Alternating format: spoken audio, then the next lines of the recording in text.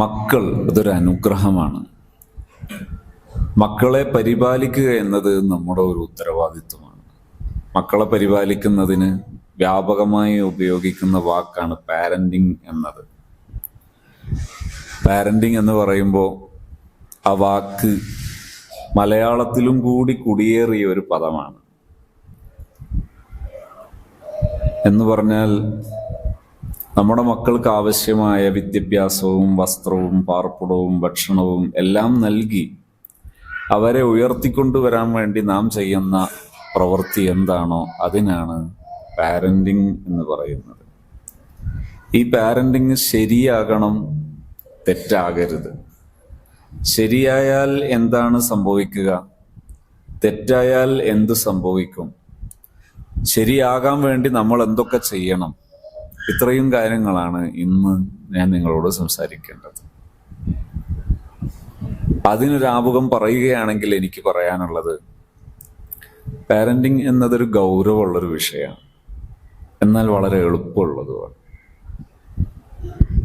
ചിലപ്പോഴൊക്കെ നമുക്ക് അബദ്ധങ്ങൾ സംഭവിക്കുക ഈ ഒരാശയത്തിൽ പിഴക്കുമ്പോഴാണ്.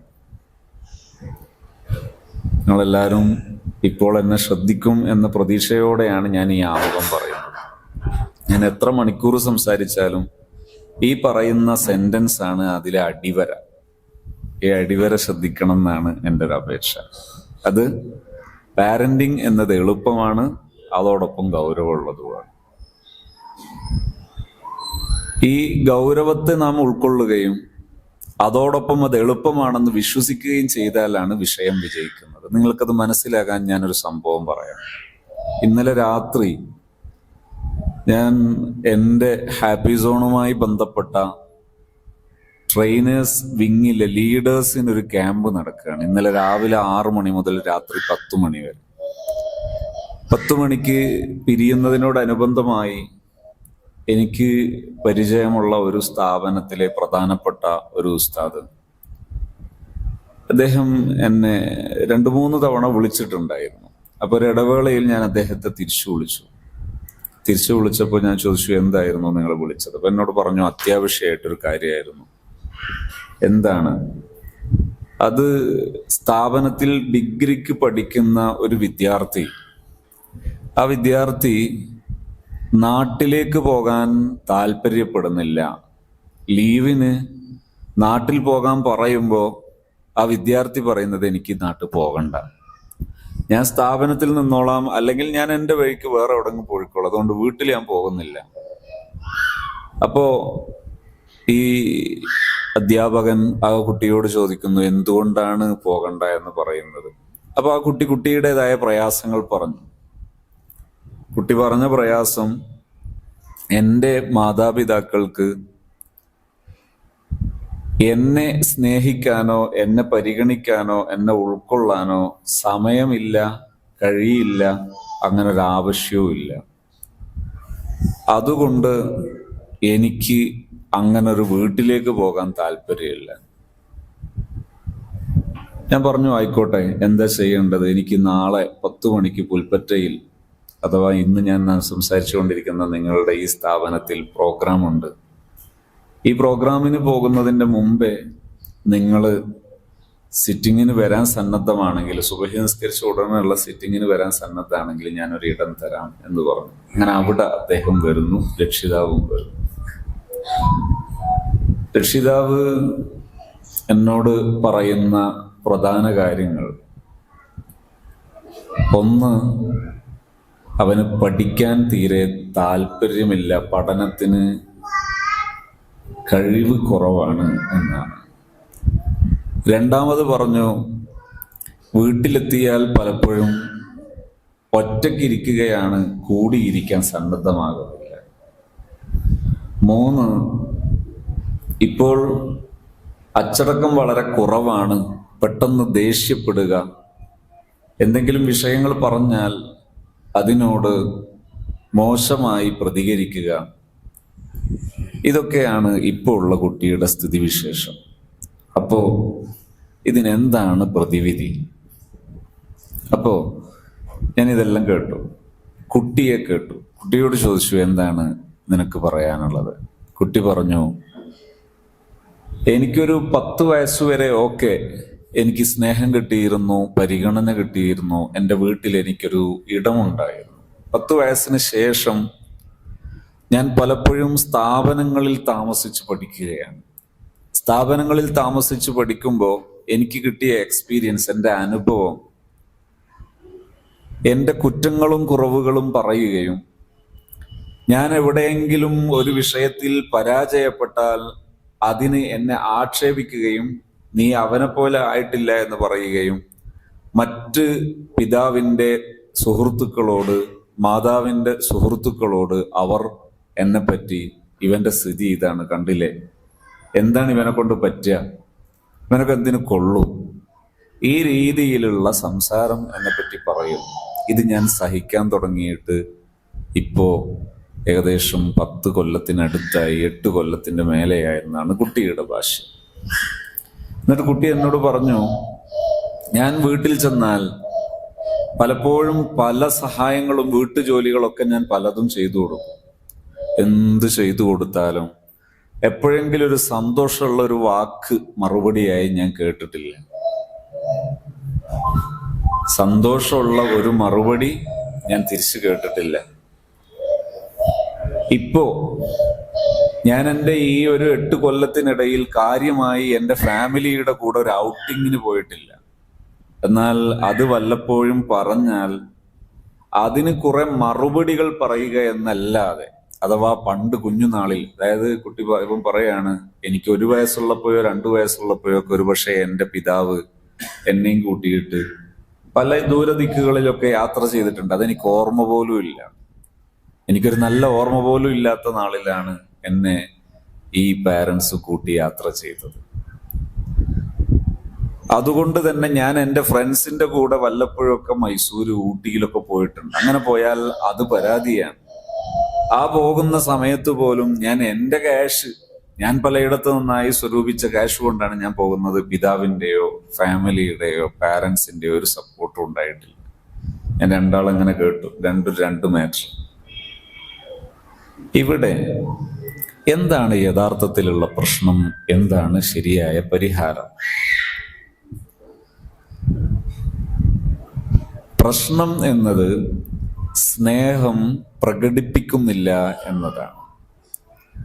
സ്നേഹം രക്ഷിതാവിനുണ്ട്, നല്ല രക്ഷിതാവാണ്, നല്ല വിവരമുള്ള ആളാണ്, പൊതുബോധമുള്ള ആളാണ്, ലോകരാജ്യങ്ങളൊക്കെ സഞ്ചരിച്ച് പരിചയമുള്ള ആളാണ്, ഒക്കെയാണ്. പക്ഷേ സ്നേഹത്തിന് കുറവില്ല. എത്ര ക്യാഷ് വേണമെങ്കിലും കൊടുക്കാൻ സന്നദ്ധമാണ്. കുട്ടിക്ക് സ്നേഹം ഫീൽ ചെയ്യുന്നില്ല. ക്യാഷ് കൊടുക്കലാണ് സ്നേഹം എന്ന് ധരിക്കുന്ന വലിയൊരു വിഭാഗമുണ്ട്. ഞാൻ മറ്റൊരു സംഭവം കൂടെ പറഞ്ഞിട്ട് ഇത് പൂർത്തീകരിക്കാം. പലപ്പോഴും രക്ഷിതാക്കൾ ഒരു സാമ്പത്തിക ശേഷിയും ഇല്ലെങ്കിലും മക്കളുടെ മുമ്പിൽ മക്കൾ പറയുന്ന എന്തും വാങ്ങിച്ചു കൊടുക്കുന്ന ആ ഒരു തലത്തിൽ രക്ഷിതാക്കളെ കാണാം. സ്വന്തം നിത്യ ചെലവ് കഴിഞ്ഞു പോകുന്നത് പലപ്പോഴായി കടങ്ങളിലും പ്രയാസങ്ങളിലുമാണ്. എന്നാൽ ദുരഭിമാനത്തിന്റെ പേരിൽ മക്കൾക്ക് വലിയ വലിയ സൗകര്യങ്ങൾ വാങ്ങിച്ചു കൊടുക്കുന്ന, ലോൺ എടുത്തിട്ടും കടം വാങ്ങിയിട്ടും ഒക്കെ അങ്ങനെ മക്കൾക്ക് വലിയ സൗകര്യങ്ങൾ ചെയ്തു കൊടുക്കുന്ന രക്ഷിതാക്കളുണ്ട്. അവർ വരുത്തി വെക്കുന്ന ദുരന്തം വലുതാണ്. ഈ അടുത്തൊരിക്കൽ ഞാനൊരു സ്ഥാപനത്തിൽ നിന്ന് സംസാരിച്ചു പിരിയുമ്പോൾ ഒരു രക്ഷിതാവ് എന്നോട് പറഞ്ഞു, എൻ്റെ മകള് ഡിഗ്രിക്ക് പഠിക്കുകയാണ്. ഡിഗ്രിക്ക് പഠിക്കുന്ന മകൾ, പഠിക്കുന്നതല്ല, ഡിഗ്രി പഠിച്ചു കഴിഞ്ഞു, ഫൈനൽ ഇയറാണ്. ഈ മകൾ അവളുടെ ഫ്രണ്ട്സിന്റെ കൂടെ യാത്ര പോകാൻ വേണ്ടി സമ്മതം ചോദിക്കുന്നു. ഞാൻ ചോദിച്ചു, വയസ്സ് എത്രയാണ്? 21. ചെറിയ എന്തെങ്കിലും വ്യത്യാസം ഉണ്ടെങ്കിൽ ആകാം. 21 വയസ്സുള്ള ആൾ ആരുടെ കൂടെ യാത്ര പോകുന്നത്? ഫ്രണ്ട്സിന്റെ കൂടെ. ഫ്രണ്ട്സ് ആരൊക്കെയാണ്? അത് ബോയ്സും ഗേൾസും ഉണ്ടാകും. ബോയ്സും ഗേൾസും എന്നുള്ളത് നമ്മൾ സൗകര്യത്തിന് പദങ്ങളാണ്. 15 വയസ്സിന് ശേഷം പുരുഷനും സ്ത്രീയുമാണ്. ഇവരൊന്നിച്ചാണ് യാത്ര. എവിടെയൊക്കെ യാത്ര പോകുന്നത്? ഡൽഹി, കുളു, മണാലി തുടങ്ങിയ 8 ദിവസത്തോളമുള്ള ട്രെയിൻ യാത്രയാണ്. ഈ 8 ദിവസത്തെ ട്രെയിൻ യാത്ര ഒന്നിച്ച് ചെയ്യാൻ വേണ്ടി ഇവർ പോകുമ്പോൾ അവളോട് നോ പറയാൻ പറ്റുന്നില്ല. അപ്പൊ ഞാൻ ചോദിച്ചു, സുരക്ഷിതമാണോ? എവിടെ സുരക്ഷിതം? അതായത് കോഴിക്കൂട്ടിലെ കോഴിയെ നോക്കാൻ വേണ്ടി കുറുക്കനെ തന്നെ ഏൽപ്പിക്കുന്ന വല്ലാത്തൊരു ബുദ്ധിശാലികളാണ് പലപ്പോഴും ഇന്നത്തെ കാലത്തെ പല രക്ഷിതാക്കളും. അതായത് ഈ പ്രായം 20ഉം 21ഉം തികഞ്ഞ നമ്മുടെ പുരുഷനും സ്ത്രീയുമായ മക്കളെ ഇങ്ങനെ 8 ദിവസവും 9 ദിവസവും മിങ്കിൾ ചെയ്ത് രാത്രിയും പകലും ഒന്നിച്ച് യാത്ര ചെയ്താൽ ഒന്നും സംഭവിക്കൂല എന്ന് വിശ്വസിക്കാൻ മാത്രം ബുദ്ധിശക്തിയും നല്ല പൊതുബോധവുമുള്ളവരായി നാം വല്ലാതെ വളരുന്നു എന്നതൊരു വലിയ പ്രശ്നം തന്നെയാണ്. അപ്പൊ ഞാൻ ചോദിച്ചു, അങ്ങനെ പ്രശ്നമാണോ? അപ്പോൾ പ്രശ്നമാണ്. അപ്പൊ പിന്നെ നോ പറയാൻ എന്തുകൊണ്ട് പറ്റുന്നില്ല? എൻ്റെ മറുപടി എന്താ പറയുക? അതിൻ്റെ മറുപടി, നോ പറയാനൊരു പേടിയാണ്. കാരണം പലപ്പോഴും പല ടൂറിനും കൊണ്ടുപോകുമ്പോൾ അല്ലെങ്കിൽ പോകുന്നതിന് സമ്മതം ചോദിച്ചിട്ട് നോ പറഞ്ഞു എന്നതിൻ്റെ പേരിൽ ആത്മഹത്യ ചെയ്തതിൻ്റെ കണക്കുകൾ ധാരാളമുണ്ട് എന്നതാണ്. ഇവിടെ നിങ്ങൾക്കൊക്കെ എന്നോട് തുറന്ന് സംശയങ്ങൾ ചോദിക്കട്ടെ ഈ സമയം. അതിനൊരു ഉത്തരവും കൂടി പറഞ്ഞിട്ട് ഞാൻ നേരത്തെ പറഞ്ഞതിലേക്ക് തന്നെ തിരിച്ചു വരും. എന്താണ് അവിടെ ചെയ്യേണ്ടത്? ശരിക്കും പരിഹാരം എന്താ ചെയ്യേണ്ടത്? ആത്മഹത്യ ചെയ്ത ഏത് കേസെടുത്താലും 100% ആത്മഹത്യ നടന്ന മുഴുവൻ ഇത്തരം കുട്ടികളുടെ കേസെടുത്ത് പരിശോധിച്ചാലും അവിടെ ഉണ്ടാകാറുള്ളൊരു വിഷയം, മക്കളോട് മാനമായി മറുപടികൾ പറഞ്ഞ ശീലമില്ല. ഒന്ന് പറഞ്ഞാൽ, കുട്ടി പറയാണ്, ഉപ്പ എനിക്ക് ടൂർ പോകണം. അപ്പൊ ഉപ്പാന്റെ മറുപടി ഒരിക്കലും ഡീസന്റ് ഉള്ളൊരു വാക്കുള്ള മറുപടി അല്ല. ഒന്ന്. രണ്ട്, മറ്റൊരു പ്രശ്നം, എപ്പോഴും എന്ത് തെറ്റായ കാര്യങ്ങൾ പറയുമ്പോഴും തെറ്റിനെ തെറ്റാണെന്ന് പറയാനുള്ള ഒരു തൻ്റെ ഇടം പലപ്പോഴും നമ്മൾ കാണിക്കുന്നില്ല. ഹറാമ് എപ്പോഴും ഹറാമായിരിക്കണം. ഹറാമിനെ കുറിച്ച് ഹറാമാണെന്ന് പറയാനുള്ള ഒരു ഒരു ഒരു ഒരു മനസ്സ്. അപ്പൊ ചിലപ്പോഴൊക്കെ ചില രക്ഷിതാക്കളെ കുടുങ്ങൽ എവിടെയാണെന്നറിയോ? അല്ല വാപ്പ, നിങ്ങളിപ്പോഴേ ഈ ഹറാമൊക്കെ പറയല് തുടങ്ങിയത് എന്ന് മക്കൾ തിരിച്ചു ചോദിക്കും ചിലപ്പോഴൊക്കെ. കാരണം വാപ്പാന്റെ മുമ്പിൽ ഉമ്മാന്റെ മുമ്പിൽ ഹറാമ പലതും കുട്ടിക്കറിയാവുന്നതുണ്ട്.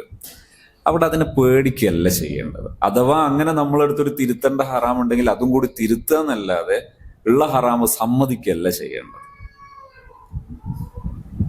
അവിടെ മറ്റൊന്നും കൂടിയുണ്ട്. എന്താ? മക്കൾക്ക് നമ്മളിലെ ഒരു തെറ്റ് മുഖത്ത് നോക്കി പറയാൻ എപ്പോഴും പറ്റണം. അത് അതപകടമൊന്നുമല്ല, അത് കുരുത്തക്കേടൊന്നുമല്ല. നമ്മളിൽ ഒരു തെറ്റുണ്ടെങ്കിൽ നമ്മളോട് മുഖത്ത് നോക്കി സംസാരിക്കാൻ നമ്മുടെ മക്കൾക്ക് പറ്റണം. അതാണ് സ്നേഹബന്ധം. അങ്ങനെയാണ് മുത്തുനബി സല്ലല്ലാഹു അലൈഹി വസല്ലം തങ്ങൾ മക്കളെയൊക്കെ വളർത്തിയത്. അങ്ങനെയാണ്, മുഖത്ത് നോക്കി സംസാരിക്കുക.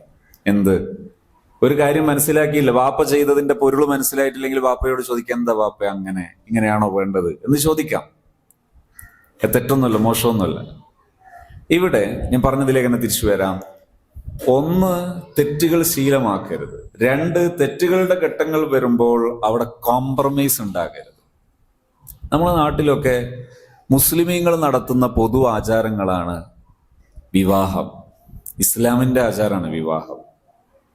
ജുമുഅ പള്ളീൻ്റെ ഉള്ളിലാണ്, ജമാഅത്ത് പള്ളീൻ്റെ ഉള്ളിലാണ്, പെരുന്നാൾ നിസ്കാരം പള്ളീൻ്റെ ഉള്ളിലാണ്. ഇങ്ങനെ പൊതുവായി നമ്മൾ നടത്തുന്ന മതപരമായ ആചാരങ്ങളൊക്കെ ഇൻഡോറാണ്. പലപ്പോഴും ഔട്ട്ഡോറായി കൂടി ആൾക്കാർ കാണാൻ കാരണമാകുന്ന ഒരു ആചാരമാണ് വിവാഹാചാരം. നിക്കാഹിന്റെ കാർമ്മികത്വം നടക്കുന്ന ആ ഒരു ചെറിയൊരു ചടങ്ങ് ഉപേക്ഷിച്ച് ചടങ്ങ് മാറ്റി നിർത്തിയാൽ ബാക്കിയുള്ള വിവാഹത്തിന്റെ ചടങ്ങുകൾ പബ്ലിക്കിലാണത് നടക്കുന്നത്. ഇസ്ലാമിന്റെ വിവാഹമാണിത് എന്ന് പറയാൻ പറ്റിയ വിവാഹം എത്ര നടക്കുന്നുണ്ട് എന്നത് നമ്മളൊക്കെ ഒരു ആത്മവിചാരണ നടത്തേണ്ട ഒരു സംഭവമാണ്. ഇവിടെ പലരും തലകുനിക്കുന്ന ഒരു ഘട്ടമുണ്ട്. രക്ഷിതാക്കളൊക്കെ കൈമലർത്തുന്ന ഒരു ഘട്ടമുണ്ട്. പലപ്പോഴും വീട്ടിലാണെങ്കിലും ഇനി മണ്ഡപങ്ങളിലൊക്കെ വെച്ച് നടത്തുമ്പോഴും പുരുഷനും സ്ത്രീയും മിങ്കിൾ ചെയ്യുന്നത് ഹറാമാണെന്ന് നമ്മൾ പഠിക്കുകയും വിശ്വസിക്കുകയും ചെയ്യുന്ന ആ ഹറാമിനെ യാതൊരു ഗൗരവവും ഇല്ലാതെ നിസ്സാരമായി കാണുകയും അതിനെതിരെ ശബ്ദിക്കേണ്ടിടത്ത് ശബ്ദിക്കാതിരിക്കുകയും ചെയ്യുമ്പോൾ അതൊരു ചെറിയ തെറ്റല്ല. വ്യക്തി ജീവിതത്തിൽ ഒരു ഹറാം ഉണ്ടായാൽ അത് തൗബ ചെയ്താൽ ഒരുപക്ഷെ തീരും. പക്ഷെ പബ്ലിക്കിൽ ഒരു ആചാരമായി ഹറാം ആചരിച്ചാൽ അത് തൗബ ചെയ്താൽ തീരൂല. അത് ഭവിഷ്യത്ത് ഇങ്ങനെ നീണ്ടു പോയിക്കൊണ്ടേയിരിക്കും. ഇപ്പൊ ഞാൻ പറഞ്ഞത്, അത്തരം ഘട്ടങ്ങൾ വരുമ്പോ ഹറാമിനെ കുറിച്ചൊരു ബാപ്പ ഒരു ഉമ്മ എന്ത് പറയണം? മോളെ, ഈ ഹറാമിന് ഉമ്മ കൂടെ ഉണ്ടാവില്ല കേട്ടോ, ഈ ഹറാമിന് ബാപ്പ കൂടെ ഉണ്ടാവില്ല എന്ന് നോർമലായി പറയണം. പ്രഷറായിട്ട് പറഞ്ഞിട്ട് ഒരു കാര്യമില്ല. ഹാലിളകി പ്രഷറായി പറഞ്ഞിട്ട് ഒരു ഉപകാരമില്ല. എങ്ങനെ മക്കളോട് പറയണം? നല്ല നോർമൽ സംസാരിക്കണം. എന്നാൽ മക്കൾ സ്വീകരിക്കും. ഇവിടെ ഈ ടൂറ് പോകുന്ന 21 വയസ്സുകാരിയായ സ്ത്രീയോട്, യുവതിയോട്, മോളെ, ഈ ഹറാമിന് ബാപ്പക്ക് സമ്മതമില്ല എന്ന് പറയുമ്പോ അന്ന് മോള് ചോറ് കഴിക്കൂല, അന്ന് രാത്രി ഭക്ഷണം കഴിക്കൂല. പക്ഷെ ബാപ്പ പിറ്റപ്പോഴേക്ക് പ്രഷറായി ബേജാറാകുകയും ചെയ്യരുത്, കളിയാക്കുകയും ചെയ്യരുത്. ഓളിപ്പോ അതും പറയരുത്, തമാശയാക്കരുത്, ഇൻസൾട്ട് ചെയ്യരുത്, തിരിച്ചെന്തും ചെയ്യരുത്. കുറച്ചോനെ ഒളിപ്പന്തും കളിക്കോ എന്തെങ്കിലും കാട്ടുവോ, ആ ബേജാറുണ്ടായത്. രണ്ടിന്റെ ഇടയിൽ നിൽക്കണം. മകളോട് എപ്പോഴും ശരികൾക്ക് ബാപ്പ കൂടെ ഉണ്ടാകും, തെറ്റുകൾക്ക് ബാപ്പ കൂടെ ഉണ്ടാവില്ല. അപ്പൊ മോള് പറയാ, അല്ലപ്പ എന്റെ കൂടെ ഉള്ള എല്ലാവരും പോകുമ്പോ ഞാൻ മാത്രം ഒരു സ്റ്റാൻഡേർഡ് കുറഞ്ഞു പോകൂലേ? അപ്പോ എങ്ങനെ സംസാരിക്കണം എന്നറിയോ? ഞാൻ ഈ പറയുന്നത് നല്ലോണം ശ്രദ്ധിക്കണം കേട്ടോ. ഉമ്മമാരും നിങ്ങൾ പറയണം, മോളെ വാ, നമ്മൾ ഇരിക്കുക, ഒരു കട്ടൻ ചായയൊക്കെ കുടിച്ച് അല്ലെങ്കിൽ ഒരു ജ്യൂസൊക്കെ കുടിച്ച് ബാപ്പ ഇരിക്കണ ഒരു കസേലയിൽ മോളെ ഇരുത്തണം. മോളെ, ഞാനിപ്പോ പറയുന്ന മോൾക്ക് കേൾക്കാനുള്ള മനസ്സുണ്ടെങ്കിൽ ബാപ്പ സംസാരിക്കും. ഇപ്പൊ ഞാൻ കേൾക്കാൻ മനസ്സിലായിക്കോട്ടെ, നിങ്ങൾക്ക് കേൾക്കാൻ മനസ്സുള്ളപ്പോ പറയട്ടെ, നമുക്ക് അന്നേരം സംസാരിക്കാം. അപ്പൊ ഒരു ദിവസം കഴിഞ്ഞു, ഒരു ദിവസവും ഇവള് ഭക്ഷണം കഴിച്ചിട്ടില്ലെങ്കിൽ പെട്ടെന്ന് മരിച്ചൊന്നും പോലും കേട്ടോ, ബേജാറൊന്നും ആണ്ട. ഒരു ദിവസം ഭക്ഷണം കഴിച്ചിട്ടില്ലെങ്കിൽ ഒന്നും സംഭവിക്കൂല. പക്ഷെ ബേജാറാകരുത്, കളിയാക്കുകയും ചെയ്യരുത്, ചൂടാകുകയും ചെയ്യരുത്. ഇത് രണ്ടിന്റെ ഇടയിൽ നിൽക്കണം. അങ്ങനെ ഒരു 3 ദിവസം ആകുമ്പോ വാപ്പയും ഒന്ന് നോർമലാകണം. ശ്രദ്ധിക്കേണ്ടത് വാക്കാണ്. അനാവശ്യമായി നമ്മൾ വാക്കുകൾ ഉപയോഗിക്കരുത്. വാക്കുകൾ ശ്രദ്ധിച്ച് ഉപയോഗിക്കണം. ശ്രദ്ധിച്ച് വാക്കുകൾ ഉപയോഗിച്ചാൽ ഇൻഷാ അല്ലാഹ് നല്ല ഫലം ഉണ്ടാകും. അതിൽ മക്കളോട് സംസാരിക്കുന്ന സമയത്ത് ഈ മോളോട് പറയണം, മോളെ, എനിക്ക് നിന്നോട് പറയണം, ഞാൻ നിന്റെ ബാപ്പയാണ്, നീ എൻ്റെ മോളാണ്. ഞാൻ നിന്റെ ബാപ്പയാണ്, നീ എൻ്റെ മകളാണ്. എനിക്ക് നിന്നോട് പറയാൻ ഉത്തരവാദിത്വമുണ്ട്, നിനക്കെന്നെ കേൾക്കാനും ബാധ്യതയുണ്ട്. അതുകൊണ്ട് നീ കേൾക്കണം. അപ്പൊ മോള് പറയാണ്, എനിക്കിപ്പൊ ശരിയാവില്ല. ആയിക്കോട്ടെ, ശരിയാവുമ്പോ പറഞ്ഞോ. അവിടെ പ്രഷർ കയറരുത്. അല്ല, ഞാൻ ഇത്രയും കാലം നിനക്ക് ചോറ് എന്ന് പോറ്റിയിട്ട് ഇങ്ങനെ പറയുന്നത് എന്ന് ചോദിച്ച് ചൂടാക്കരുത്. കാരണം അങ്ങനെയാണ് നബി സല്ലല്ലാഹു അലൈഹി വസല്ലം നിങ്ങൾ പഠിപ്പിച്ചത്. നിസ്കാരത്തെ കുറിച്ച് നമ്മൾ കേട്ടിട്ടില്ല, മുറു ഔലാദക്കും ബിസ്വലാ വഹും അബ്നാഉ സബ്ഇ. നിങ്ങൾ മക്കളോട് നിസ്കാരത്തിന് നിർദ്ദേശം കൊടുക്കേണ്ടത് 7 വയസ്സായാലാണ്. അവിടുന്ന് അങ്ങോട്ട് 7, 8, 9, 10 ആയാലാണ് പിന്നെ എന്ത് ചെയ്യേണ്ടത്? അവരിബു അലൈഹ വഹും അബ്നാഉ അശ്രിൻ. അടുത്ത സ്റ്റെപ്പിലേക്ക് പോകേണ്ടത്. സ്റ്റെപ്പ് എന്ത് ചെയ്യരുത്? സെക്കൻഡ് വെച്ച് മാറ്റരുത്. 1ാം സ്റ്റെപ്പ് കഴിഞ്ഞ് 2 ദിവസം ഇട്ട് 2ാം സ്റ്റെപ്പ് കഴിഞ്ഞ് അങ്ങനെയാണ് ഈ മോളോട് സംസാരിക്കുന്നത്. അവസാനം മോള് പറയും, ഞാൻ കേൾക്കാം, നമ്മൾ ഇരുന്നു. മോളോട് പറയണം, മോളെ, ഇപ്പോൾ മോൾ ഈ പോകുന്നത് സ്റ്റാൻഡേർഡ് അല്ല, സ്റ്റാൻഡേർഡ് കുറഞ്ഞ ഏർപ്പാടാണ്. ഇപ്പൊ പഴയ കാലത്തൊക്കെ ഈ നല്ല ഒരു നിലവാരമുള്ള സമൂഹമായിരുന്നപ്പോ ഒരു കല്യാണത്തിന് പോകുമ്പോ, ഒരു കല്യാണ ചടങ്ങിലേക്ക് വരുമ്പോ പുരുഷന്മാർ ഒരു വഴിയിലൂടെ വരും, സ്ത്രീകൾ മറ്റൊരു വഴിയിലൂടെ പോകും. കാരണം അന്തസ്സാണ്. അത് ചില മതങ്ങളിലൊക്കെ ഉണ്ടാകും. എന്തെന്നറിയോ? ചില കണ്ടാ തീണ്ടി പോവുക, കണ്ടാൽ എന്തൊക്കെയോ, അങ്ങനെയൊന്നും ഇസ്ലാമിലില്ല. പുരുഷൻ കണ്ടാ തീണ്ടി പോകുന്നതല്ല പ്രശ്നം. പിന്നെ ഒരു പുരുഷനും സ്ത്രീയും, അന്യപുരുഷനും അന്യ സ്ത്രീയും മിങ്കിൾ ചെയ്യാതിരിക്കുക എന്നത് നിലവാരമാണ്, അത് സ്റ്റാൻഡേർഡാണ്. ഈ സ്റ്റാൻഡേർഡിന്റെ ഭാഗമായിട്ടാണ് നമ്മൾ ഈ പറയുന്നതൊക്കെ. ഈ പോകുന്നതൊക്കെ സ്റ്റാൻഡേർഡ് കുറവാണ്. അപ്പൊ ഇവിടെ വിഷയം വരും. ഇങ്ങനെ ഒരു കേസ് വന്നപ്പോ ഒരിക്കലും എന്നോട് ചോദിച്ചു, ഇങ്ങനെ എന്താ ചെയ്യേണ്ടത്? ഞാൻ ഈ കുട്ടിയോട് ചോദിച്ചു, മോളെ, നിനക്ക് ഹലാലായി ഇതേ യാത്ര ചെയ്തൂടെ? അതെങ്ങനെ? ഒന്നുകിൽ നീ കല്യാണം കഴിഞ്ഞിട്ട് ഹസ്ബൻഡിന്റെ കൂടെ യാത്ര ചെയ്യണം, അതല്ലെങ്കിൽ നിന്റെ ബാപ്പാന്റെയും ഉമ്മാന്റെയും നിന്റെ സഹോദരന്റെയും ഒക്കെ കൂടെ യാത്ര ചെയ്യണം. എന്തൊരു സുഖമുണ്ട്. അപ്പൊ പറഞ്ഞ അതിനൊരു സുഖം കിട്ടൂല, വൈബ് ഉണ്ടാവൂല. അപ്പൊ എവിടെയാ പെശക്? ഞാൻ പറയുന്നത് ഉമ്മമാരൊക്കെ നല്ല ചെവിയൊക്കെ കിടക്കുന്ന തുടക്കണം കേട്ടോ ഇപ്പൊ ഈ ഒരു 2 മിനിറ്റ്. അതായത് വൈബ് ഉണ്ടാകൂല. അപ്പൊ എവിടെയാ മിസ്റ്റേക്ക് എന്നറിയാം? നമ്മളെ മക്കളോടുള്ള സമീപനത്തിൽ കുറേ കാലമായിട്ട് പ്രശ്നമുണ്ടെന്നാണ് അതിന്റെ അർത്ഥം. മക്കൾക്ക് ഏറ്റവും വൈബ് കിട്ടേണ്ടത് എപ്പോഴാണെന്നറിയോ? ഉമ്മാന്റെയും പാപ്പാന്റെയും കൂടി യാത്ര ചെയ്യുമ്പോഴാണ് വൈബ് കിട്ടേണ്ടത്. അതിനെന്താ ചെയ്യേണ്ടത്? കുഞ്ഞുനാളിലെ മക്കളോട് സംസാരിക്കേണ്ട രീതി അവിടുന്ന് ശീലിക്കണം. എങ്ങനെയൊക്കെയാ സംസാരിക്കേണ്ടത്? ഇപ്പോ ഒരു 2-2.5 വയസ്സാകുമ്പോഴേക്ക് മക്കൾക്ക് മക്കളുടേതായ ഉത്തരവാദിത്തം ഏൽപ്പിച്ച് ശീലിച്ചു തുടങ്ങണം. തമ്മീസിന്റെ പ്രായമായി തുടങ്ങണം. അതായത് അവർക്ക് ചെയ്യാൻ പറ്റുന്ന ഒക്കെ അനുവദിച്ചു കൊടുക്കണം. ഉമ്മയാണ് ഇതിലെ പ്രധാനപ്പെട്ട ഒന്നാമത്തെ ട്രെയിനർ ഉമ്മയാണ്. എന്താ അതിന് ട്രെയിനിങ്ങിന് പറ്റണമെങ്കിൽ ട്രെയിനർക്ക് ഉണ്ടാകേണ്ട ഒന്നാമത്തെ ക്വാളിറ്റി എന്താ അറിയാം? മനസ്സമാധാനമാണ്. എപ്പൊ ഈ മനസ്സമാധാനം ഉണ്ടാകാന്നറിയാം?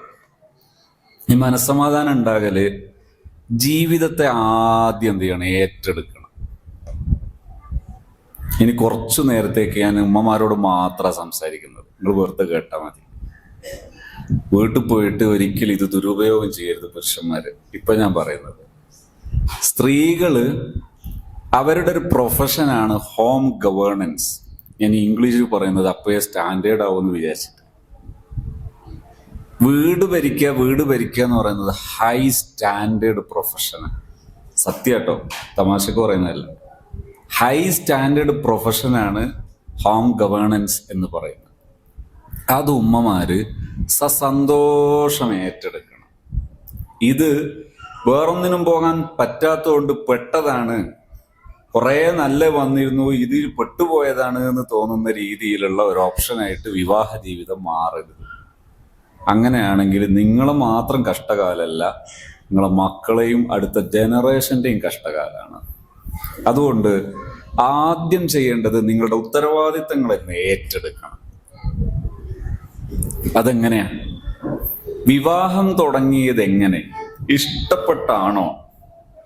വിവാഹ ജീവിതത്തെ നിങ്ങൾ ഏറ്റെടുത്തത് ഇഷ്ടപ്പെട്ടാണോ?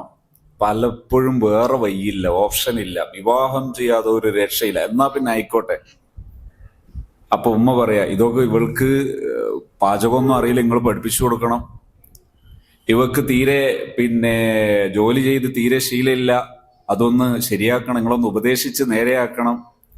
ഇങ്ങനെയൊന്നല്ല വിവാഹം ആരംഭിക്കേണ്ടത്. വിവാഹം ആരംഭിക്കേണ്ടത് വിവാഹ ജീവിതത്തെക്കുറിച്ചുള്ള ഉത്തമ ബോധ്യത്തോടെയാണ്. അങ്ങനെ ആരംഭിച്ചാൽ, അതായത് ആദ്യം ബോധ്യം വരേണ്ടത് ഇതൊരു ഉത്തമ ബോധ്യമാണ്. ഇപ്പൊ എന്റെ മുമ്പിലൊക്കെ ഇരിക്കുന്ന ഭൂരിപക്ഷ ആൾക്കാരും കുറഞ്ഞ പ്രായമുള്ളവരുണ്ട് എന്നാണ് ഞാൻ മനസ്സിലാക്കിയത്. ബാക്കിയൊക്കെ യുവപ്രായത്തിലിരിക്കുന്നവരാണ്. അങ്ങനെയുള്ളവർക്ക് ഞാൻ പറയുന്നത് വെറുതെ ഒരു സങ്കല്പമാണെങ്കിൽ, തോന്നുന്നുണ്ടെങ്കിൽ നിങ്ങൾക്ക് വായിക്കാൻ ഞാൻ ഒരു പുസ്തകം റെഫർ ചെയ്യാം. When breathes becomes air. ഒരു ശ്വാസം അതൊരു കേവലം കാറ്റായി മാറുമ്പോൾ, ജീവിതം മരണമാകുമ്പോൾ എന്ന അർത്ഥത്തിലുള്ള ഒരു പുസ്തകം. അത് ലോകത്ത് ഏറ്റവും കൂടുതൽ വിറ്റഴിക്കപ്പെട്ട പുസ്തകങ്ങളിൽ ഒന്നാണ്. ആ പുസ്തകം 2 ന്യൂറോളജിസ്റ്റുമാരായ 2 ഡോക്ടർമാർ, ഭാര്യയും ഭർത്താവും, അവർ കൂടി രചിച്ചതാണത്. അതിന്റെ പശ്ചാത്തലം എന്ന് പറയുന്നത്, ഈ ന്യൂറോളജിസ്റ്റായ ഡോക്ടർ ലോകപ്രശസ്തനായ ഡോക്ടറാണ്. അദ്ദേഹം നിരവധി രോഗികളെ ചികിത്സിച്ച് മരണത്തിൽ നിന്ന് കരകയറ്റുകയും, പോൾ കാളനിധി എന്ന് പറയുന്ന when breath becomes air, Paul Kalanithi എന്ന് പറയുന്ന ഒരു ഡോക്ടറാണ് ഇതിന്റെ രചയിതാവ്. ഈ രചയിതാവ് അദ്ദേഹം ഈ പുസ്തക രചനയിലേക്ക് എത്തുന്നത് എപ്പോഴാണെന്നറിയോ?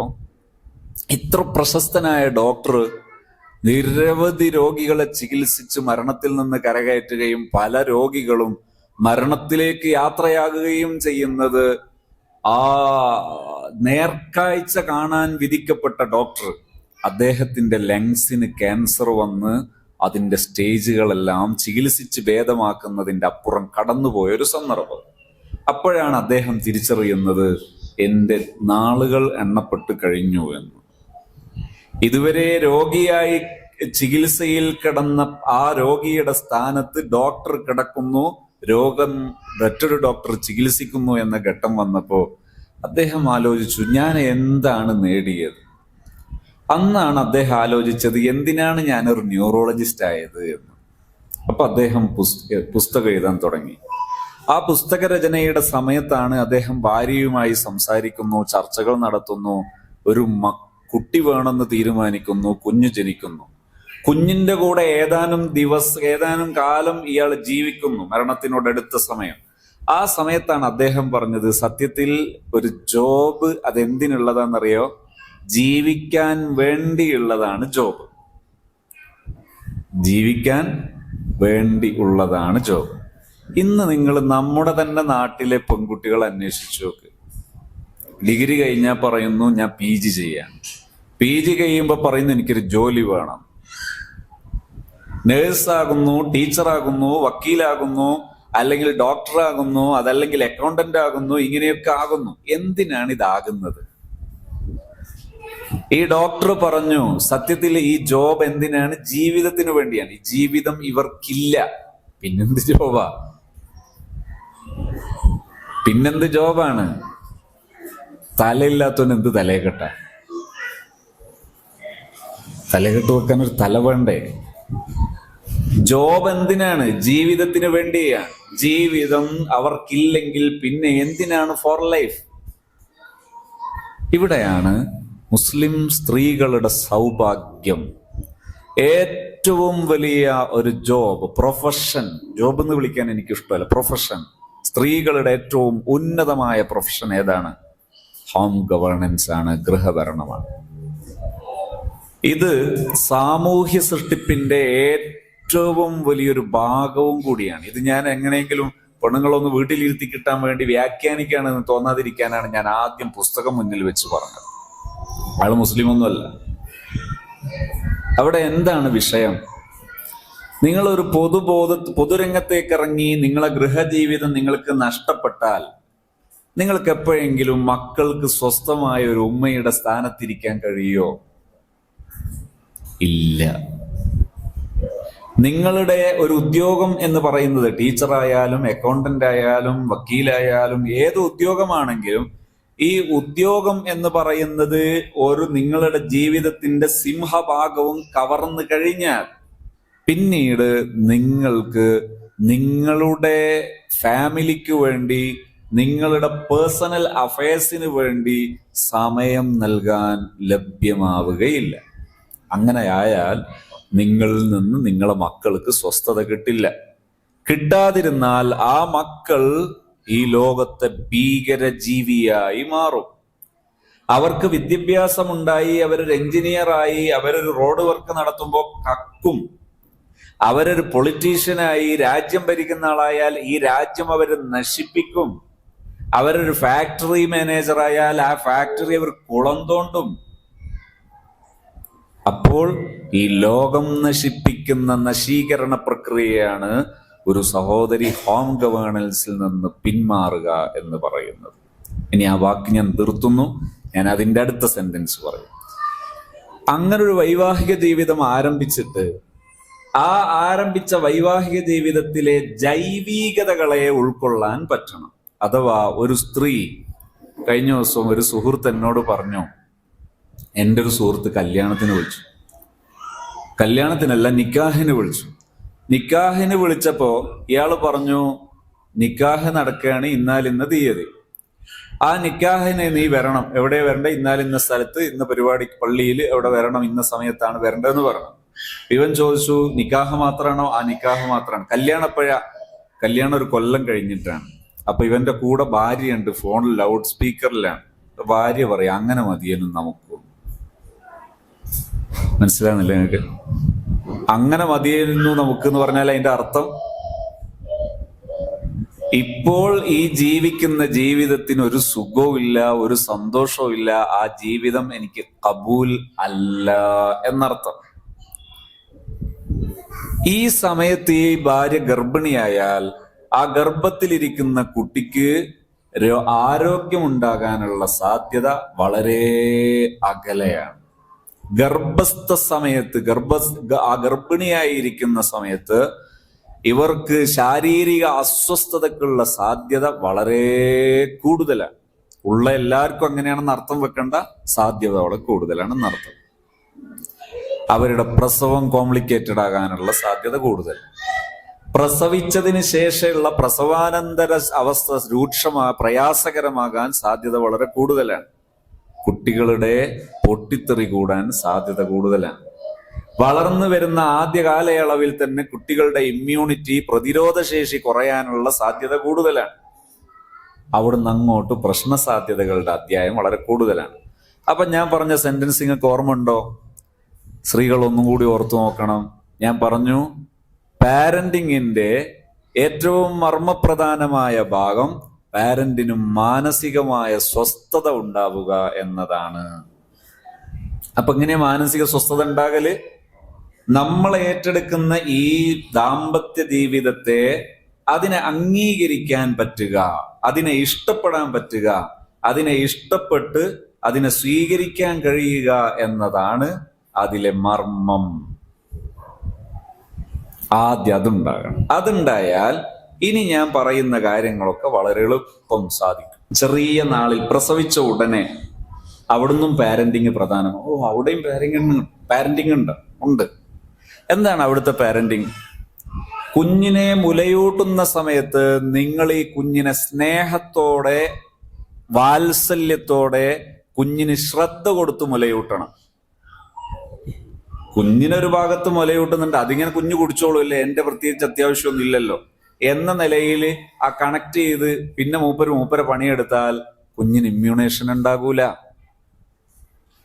ഈ വയറ് കണക്ട് ചെയ്താൽ മാത്രം പോരാ, മനസ്സുകൂടി കണക്ട് ചെയ്തിട്ട് കുഞ്ഞിന് മുലയൂട്ടണം. അല്ലെങ്കിൽ എന്താ പ്രശ്നം എന്നറിയോ? കുഞ്ഞിന് മുല കൊടുക്കുമ്പോൾ കുഞ്ഞിന് ഉറക്കം വരൂല.